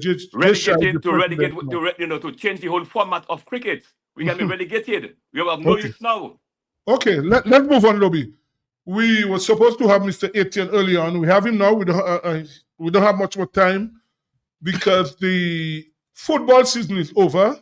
So we wanted to have him for a whole hour, but at least he's here. So whatever time we have with him, We'll have Mr. Etienne, good night, man. Yeah, good night. Well, Sebastian, and Good night, good night, good night. Claire. Dr. Fountain and Lobby is the first, right? Good night, Dr. Fountain and Lobby. Well, Mr. Ron Green, I hope Good you're night. listening. Mr. Etienne is here now. I'm sure you're listening. I know he has a question to ask you, sure. so one he will call at some point. Glenn, football. Oh, by the way, you had some function tonight. You care to tell listeners? Oh yeah, we had a big function tonight.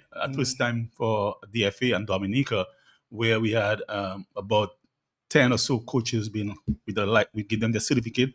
When I mean we, it's a CONCACAF certification where they have B license certification. So that is the first time that have happened to any coach in Dominica. We have never had any, besides Mr. Badwell, which did his course outside of Dominica. But this time, this person's received the certificate tonight, and it costed the DFA over $30,000 to get them certified. Yeah, and you're talking US. Wow. Now, obviously, I want to know who are these guys. I don't know. You tell me 10 coaches. I'm sure people out there want to know the names of the these names. people. Is Kenneth Esprit, Egbert John Baptiste. There's our national coach now, Ellington Sabin. One lady was part of it, which is Rosalia Regis, Joel Hamilton. There's 5, and what's 2 others? Oris from Portsmouth, and not Egbert, but we had another guy from Delroy Watt. These are the person who received their certification. Now, with this certification, what level they can coach at? What level? Well, it's the toppest certification in Dominica in terms of license B. That certification is where you can even work outside of Dominica also with this certification. So it's one of the toppest certification in football is A. So to have a B certification, that means you are going up the ladder, so you can coach outside of Dominica with any club, matter of fact. Right. Glenn, your season is over. Are you satisfied how things went for the entire season?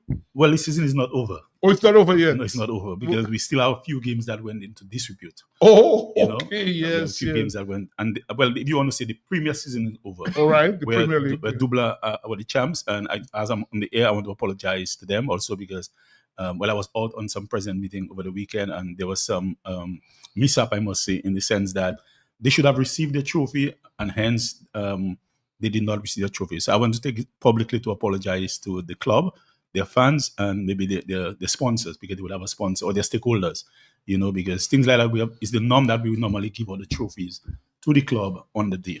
But that did not happen to them, so I would think that they were very disappointed. And it's just fitting to tell them we are sorry about what happened, and that we'll better it next time. Now, here is Dominica is affiliated to FIFA.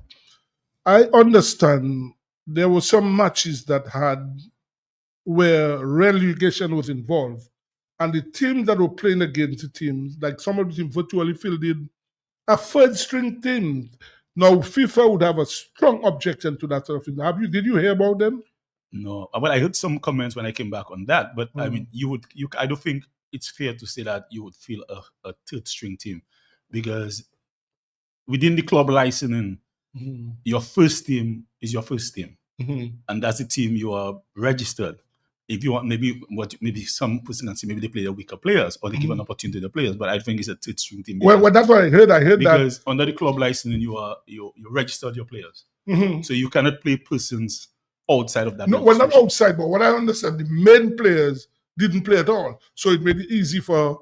I don't want to say because you're from Point Michel. That was on the Point Michel team had an easy pass, so they could avoid relegation. It's a small country. I heard that comment also. Oh, you heard that, right? Yeah, okay. So they avoided relegation because the team that were played against fielded most of their first team players didn't play. Well, now, does the association view that sort of thing? How do you all view that sort of thing? No, like I said, it's nothing the association can do in this, because every player that they played would have registered as a member of their team. So they played players in their team, and that's what it is. I'm not trying to defend anybody, or if they had played players outside of their registration, maybe it would be a different ball game. But they played players within the registered confine of their team. Okay. And during the club licensing, which is going to be starting in January, the transfer window, which starts every year, that all clubs has to register their players to get a license. And the license is not even determined by the FA. There's a body the outside body that decides the license of the teams. There's the first instance body and there's the appeals body. So if a club, for some reason, does not receive a license, they can appeal, because the instance body is the one who says, okay, you meet the requirement and you get the license. And the requirement is not just 11 players or 20 players on a team. The requirement is, the only difficult requirement, and we have explained to FIFA and CONCACAF, one of the requirements, you have to own your own playing field. And there's no way that is possible in Dominica. Okay, so that's shell for us, but you have to have your finance officer, you have to have your media personnel, you have to have all these things registered on the club license. Now, Glenn, hold on, Lobby. I'll come back to that problem when the team had to go to Dominican Republic. I know there was a meeting that was the club requested if you all. What has ever happened to that? Well, here we met with the clubs and they asked for some information which we've furnished to them. We gave them a one-page information. I must say they are requesting another meeting because we got a letter again and requesting another meeting. So I mean, I don't think, me in particular has any issue meeting with the club, because what we do or what we try to do is things within our armpit and transparent. And like I said before, I was here on the incident that Guatemala, and I discussed it at CONCACAF. I just came from a president meeting, and I mean, they said there's nothing that the FA could have done. Personally, and I think I share it here, they blame, not blame in the discussion, they were saying that the immigration officers here should not allow the team to go. Because you need a visa, is the first spot of leaving, should say, listen, you're going to the States, where is your visa? And that was not done. And like I said, we had a long discussion that even the manager said that when he reached in Guatemala, the Guatemala immigration told him that Barbados had no business stopping him, because his stop from Barbados was not Guatemala. He was going from Barbados to Panama. So Panama should be the one to stop him. He was in transit in that's what the manager said, So it's a lot of back and forth in this. I mean, we have when I've been moved on, then we got our team to Guatemala, where I think they put. Well, it was Guatemala, right? It was Guatemala, right? Yeah. So, what are the clubs really requesting of you all from that? Well, you would have to call it a little fiasco, but it costs you all a lot of money, right? It will always cost us. But CONCACAF. Well, I'm not putting blame on anybody. But CONCACAF is saying, gentlemen, you all finances, or you all manage your finance good. Other countries would have maybe have to come back. If you all could continue the journey, it shows that for whatever reason you all had funds to pay for a charter to continue. So your clubs may watch it in that way also. That we have some other countries didn't know that happened to them, they have to return. So what the club is requesting is more or less a discussion, and that's the discussion. There's nothing more we can say about this. When I mean nothing more, that's what transpired. I mean, yes. And like I said before, the manager of the team at the time resigned because he figured he should, and he said that, and I said that here. He said that he called the Foreign Affairs office, and they told him that the visas would be acquired on arrival, and that's what the hotline is for in any ministry, is to call to inquire certain things you're not sure with. But there was an inquiry. Did any recommendations come out of that inquiry? Well, it was just a fact finding for us as the FA. When I mean fact finding, within our confine. I mean, I think if you're doing an inquiry, maybe you'd have to get external persons to that. So it was a fact finding for us to guide us in the future that these norms does not happen no more. Lobi, you wanted to ask something. I saw you. Yeah. Yes, Sebastian. The first question I want to ask Glenn. Glenn said this B license cost the FA $30,000. All right. Can you give US? Can you give the nation a breakdown? Because I just a bit surprised. A breakdown of that. How the money was spent? No, you have to pay CONCACAF for sending their instructors to educate you. There's no breakdown there. When is it over a period of time? Over a period of time. So CONCACAF, in fact, every country who wants to acquire or to apply for a course, before FIFA used to send coaches to help you with your development, but now that has stopped. FIFA is giving you money that you can apply to your confederation for professional coaches. And there was about 4 of 5 guys or 4 who came to Dominica, and they had the practicals. They had online sessions. So and there was Anton from some other professional guys that came to Dominica. Anton Cornell and these guys. So that's how FIFA is has mandated the FA.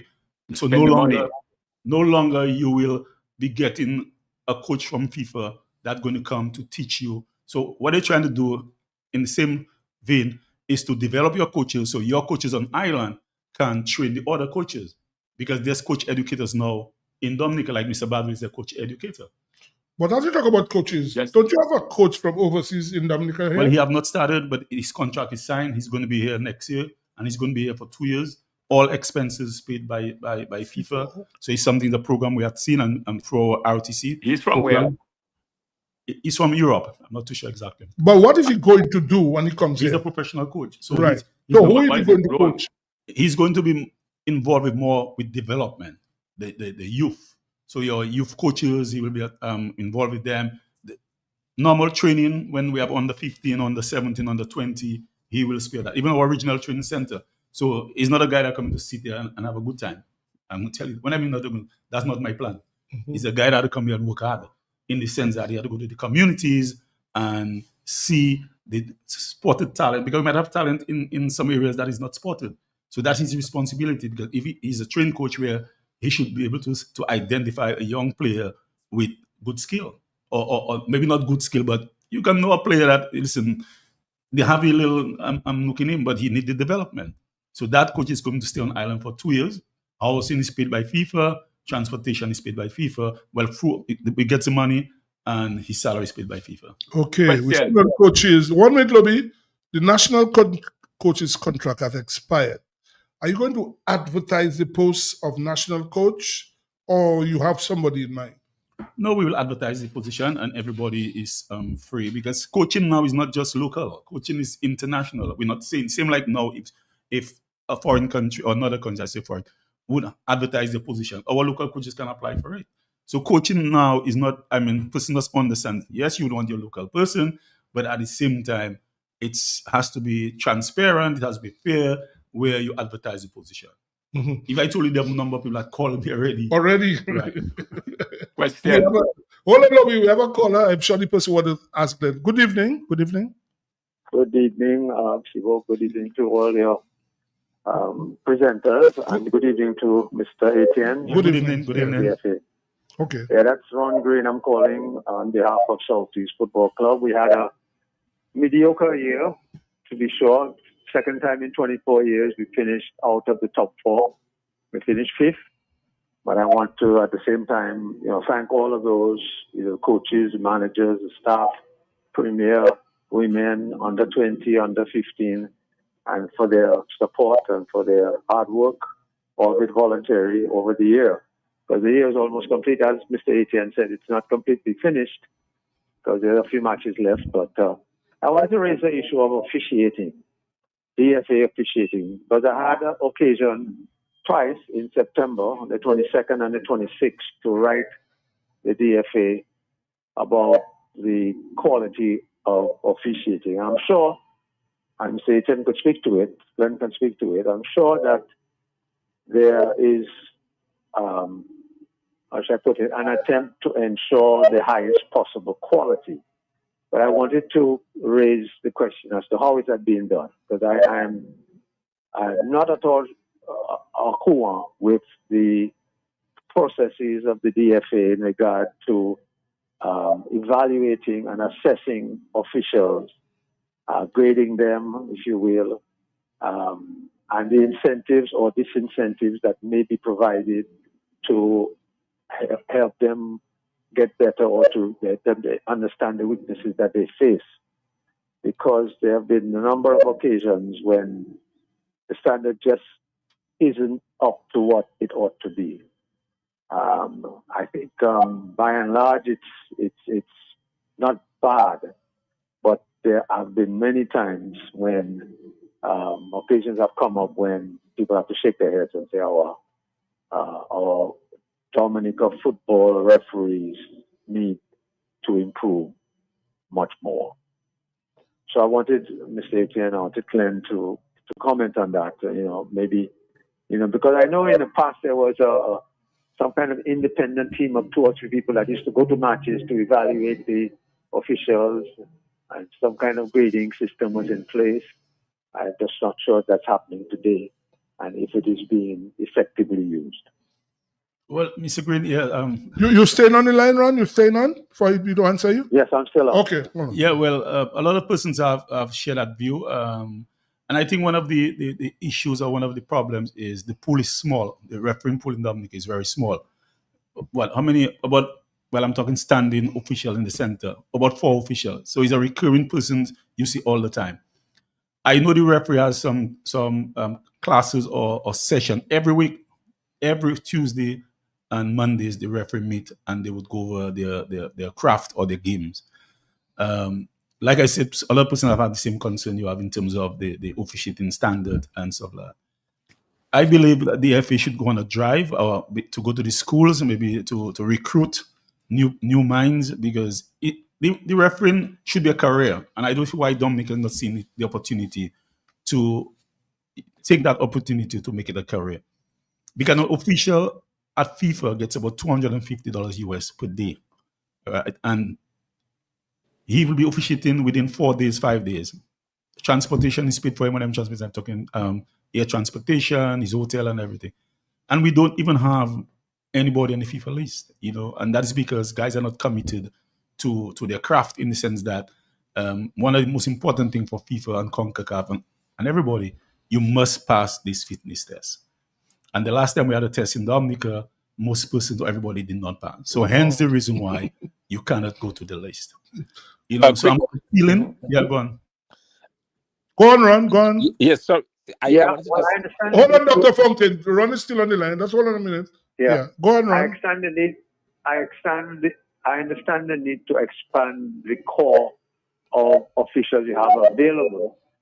But I'm more concerned at the moment with, you talk about they meet weekly and there's teaching sessions that they have. I'm concerned about whether there's some independent evaluation of the performance of the referees, officials from each match, so that they could see, okay, on this particular match, I got a grade of 6 out of 10. And my weaknesses were A, B, and C observed by that independent team. That kind of thing, it seems to me, is an ongoing process of providing feedback that is valuable for the officials to upgrade themselves. Yeah, that is Not just happening. leave it up to them. That is happening because they have the assessors that assess them at the various games. It's happening. Okay. So at the games, the assessors would assess the referees, and would maybe they have an in-house session where would now you have the videos that you can use to actually show the person where they have gone off. I mean, you can't change the decision, but like you said, the person can learn from this. But like I said, Mr. Green, is because the pool is small. So the grading system, which you are alluding to, which I support, should be where if you have a maximum of 20%, you can say, listen, out of that 20, we have only 5 at A level. So the others have to catch up, or else they can't do premier games or that kind of thing. But no, we cannot do this because we don't have enough to grade them A level or B level or what the levels are. So these are the same persons the 4% that will come back and do the same games over and over. So our work is called out for us and the referee department to find new officials that will help us in bettering the standard of refereeing. Any more questions, Ron, before you go? Well, I still feel that some kind of incentive or disincentive, if, for example, they have a pay scale and the pay scale represents, like out of a score of 10, you get 8 or 9 or 10. You get the full amount, and if you perform, say 5, 4, 3, for some reason you're disincentivized by amount that you receive. I'm just thinking out loud, I don't know what the answer is, but there must be an answer for incentive. I understand your drive, and like I said, pool. Okay. But you have to understand also what about the abuse? Because the referee can tell you, listen, I am not coming to take that abuse for the small cash that you're giving me. So you have to you have to balance it, because the referees are being abused most times, a lot of times. I mean, and they have to go through that pain also in terms of from the stand, from everybody. It's difficult for them. And it's difficult. So some guys might tell you, listen, I'm not coming to take that abuse for this kind of monies. We would want to, and we have that skill because we have put that where the FIFA referees would get much more payment than the younger persons because, like you said, you have to strike a balance. And that is to encourage persons to step up the ladder. And I think the problem is because the numbers are small, hence the reason that we are suffering. Yeah, well, I'm not so clear as to, I understand there's a referees association, but I'm not so clear as to the DFA's role in influencing the referees association. Yes, I understand the issue of recruiting more people and trying to incentivize the younger generation to getting involved. Well, there's no referee association. For example, if we wrote you twice, the Southeast wrote you twice on specific issues that we had in a particular important match, we never got a response. Well, when you wrote us, Mr. Green, we forwarded this letter to the referees department, and I know the referees department is structured in such a way that if they don't have the answer, they have to go to the higher authority. They can go to FIFA, they can go to CONCACAF, they can go to wherever they find redress for your answers. But it's structured in such a way that there's no referee association because it's years now that FIFA have seen the referee association as a Boy Scout. Fellas do what they want to do. Hence the reason they put it under the umbrella of the FA, where it's a referees department governed by, you have an assessor, you have fitness trainers, and the FA have all these things are organized at the FA with a referees trainer, fitness instructor, and they normally link with the counterparts from CONCACAF. But I guess I understand the point is about development and persons must take it serious. I think it's the young ones will give us a better job maybe than the older persons now. Okay, Ron, that's it? Thank you. Thank you. Yeah. Okay. Yeah. Dr. Fountain, you wanted to ask a question. I think you wanted to ask a question. Dr. Fountain? Yeah, I think Ron kind of asked the question because mine was more to do with whether or not there was any, like, for example, I see in some countries, if there was a serious complaint made against the referee, then they're either prevented from officiating a match or two. The same thing that Ron was talking about. They kind of lose some of their income. But I understand the difficulty we have in Dominica because of probably the amount that they receive. And as Glenn was talking about, the abuse that they suffer, it might be difficult to be able to do those kind of things. But the officiating can be an issue. And if a team feels, so aggrieved that they can write twice, I think, that is something that needs to be looked at more closely and see what can be done about it. Yeah, I agree.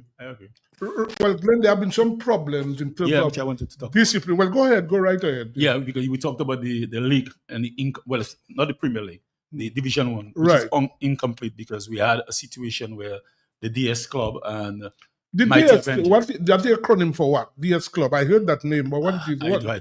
What is it? I can't remember, but it's some. Yeah, they have the acronym for it. All right, go ahead. Is a club from Point Michel. Point Michel, okay. Yeah, and they were playing Mighty Avengers, and the game was blown out by the referee just before halftime in the 43rd minute or so, and most persons must have seen that video where they had some interference with the police. Players was on the field, and when the referee blew out the game, they said I didn't see any stone throw or bottle, but from some people say there was a bottle that came to the field, and hence the referee had to blow out the game. Anytime you have missiles coming onto the playing field, whether it's a CONCACAF game, whether it's a FIFA game, there's risk management at different level, but our stance are. So the referee blew out the game, and that game has been on hold, and the FA has no jurisdiction over to deal with that. It has to go before the decision committee. Okay. So it's in the hands of the decision committee. So when are they going to deal with that? Well, we try our best to push to as the decision committee to speed it up because we would want the league to end before the Christmas. Right. But again, we can't force their hands or we can't tell them what to do. That is an independent body by itself. The FA has no control over and it's legal minds, it's past players, it's past referees that sits on that. They would look at the referee's report, the complaints, whatever happened, and the clubs are invited to that hearing. The clubs can bring the legal minds, the clubs can bring who was there, was not there. So it's a court in its own right where the players, referees, and everybody can come and deliberate on the matter. So you don't have a champion for that competition? We have not have a champion for that. Okay. And we have another incident, it's 2 games pending, with RC Doctors, and the other one is Wayne George Academy, where same situation, the game came to an end, but here it was the one club was complaining that one of the officials was belonging to one of the. Hold on, let's take that caller. Maybe question for you. Good evening. Yes, brother, I just pointing my little finger in. You know, as a man supporting sports, what Sebastian hit ball from Gardens to grammar school. No, partner, we don't have much time. If you have a question for Glenn Etienne, ask him the question. We don't have much time. I am now asking the guy you have there. Not the guy. He's Glenn Etienne, the President Football Association. What is your position of the field in the Windsor Park? You know, like getting games to be in the Windsor Park, because I find that on a weekend we're supposed to have couple games from Friday going on to Sunday, but nothing is going on. Okay, thank you. Okay, we got the question. Go on, Glenn. We've tried to get Windsor Park sometimes. I mean, because we don't want to overwork Stock Farm, the artificial turf. We have been overworking it now, but we know the limitations of the Windsor Park. I mean, the Windsor Park now is have the T10 going on. In fact, we were road to play our finals there, but because of the T10, we couldn't play our final. So it's not that easy to get the Windsor Park as we want, you know. And thanks to FIFA, that at least we can say that we have a stock farm where we can play most of our games. What we need to do and what we am going to do as a caller is, not decentralized, because we have done that already, but we realize the grounds in Portsmouth need some attention. And as I speak now, the lights are on the port, and we are going to resurface. Maybe we start that already. The grounds at Portsmouth, the lights are on the port. We are going to give them proper aluminum goalposts and play a number of games down at Portsmouth. So you're going to give them lighting and everything? Yeah, with lights on the port already. Okay, so Portsmouth will have a ground full time for football. Full time for football. Okay, that's good. Yes, Lobby. Yeah. Yes, just time is so short now. Yeah, well, go ahead quickly. That's how we have to move. Yes, the first thing is that. Question, No, yes, Glenn, with the referees. Some time ago, you all had this referees course, and you all had 25, attendees at the court, you know. And I think, and I'm hearing that you only have 4 committed, very few, referees you have now, and you have a department now. That department you have there, what are they doing? Because it is sad. I mean, the refereeing standard is important to improve on the standard of football also. All right, it can affect the standard of football, and it is sad, very, very sad what I am hearing right now. Well, yeah, you're right, Lobby, in that sense. But one of the problems in that also is before I was president, I know people would come and have a course within a month. But now there's some new dynamics that they are saying that you cannot train a referee within 1 month and he can go on the playing field within the next month.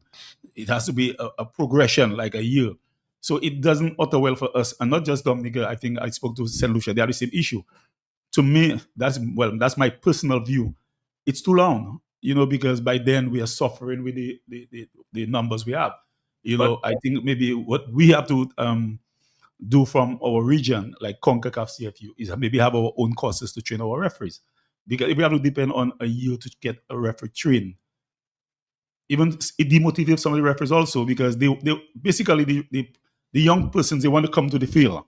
The classroom sessions sometimes are too long over a period of time. So I think from a CFU standpoint, we need to maybe have something different that can get persons earlier on the ground. But you see, go ahead, Lobby. What can be done also? What is to do? Use the referee, for example, the sports division have the school leagues, and that is when I was involved. We try and get these referees involved to start there in the school leagues, get them very with the games, with refereeing, with lines in. You have to get them involved. Yeah, I agree with you, and I think that's a good idea, and that's maybe where we have to go. And develop the new talent is in the various school leagues. I agree with you.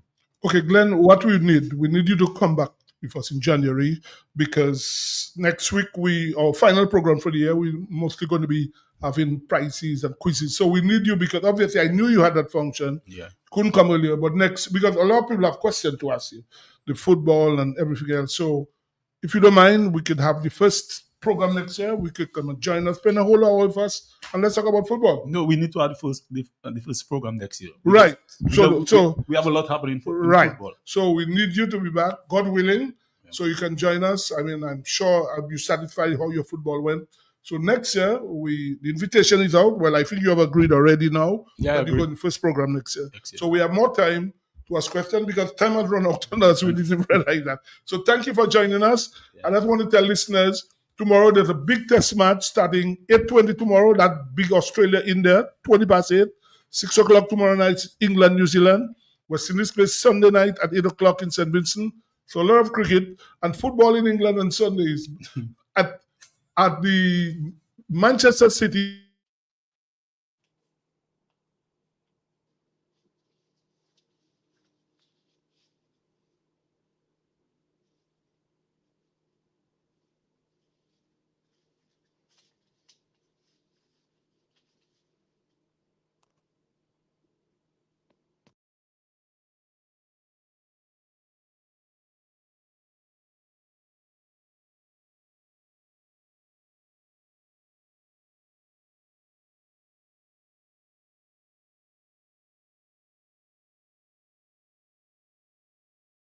In Portsmouth, your suppliers of building materials and hardware products.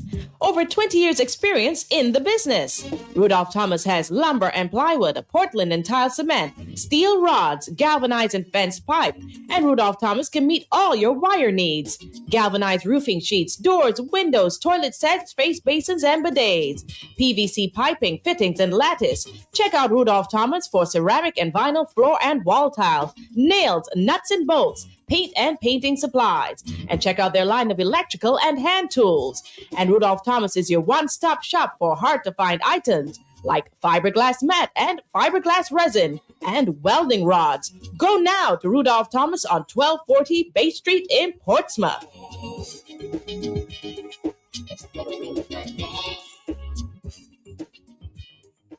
Or you where in Roseau, Key Mashadis, you can just walk in and order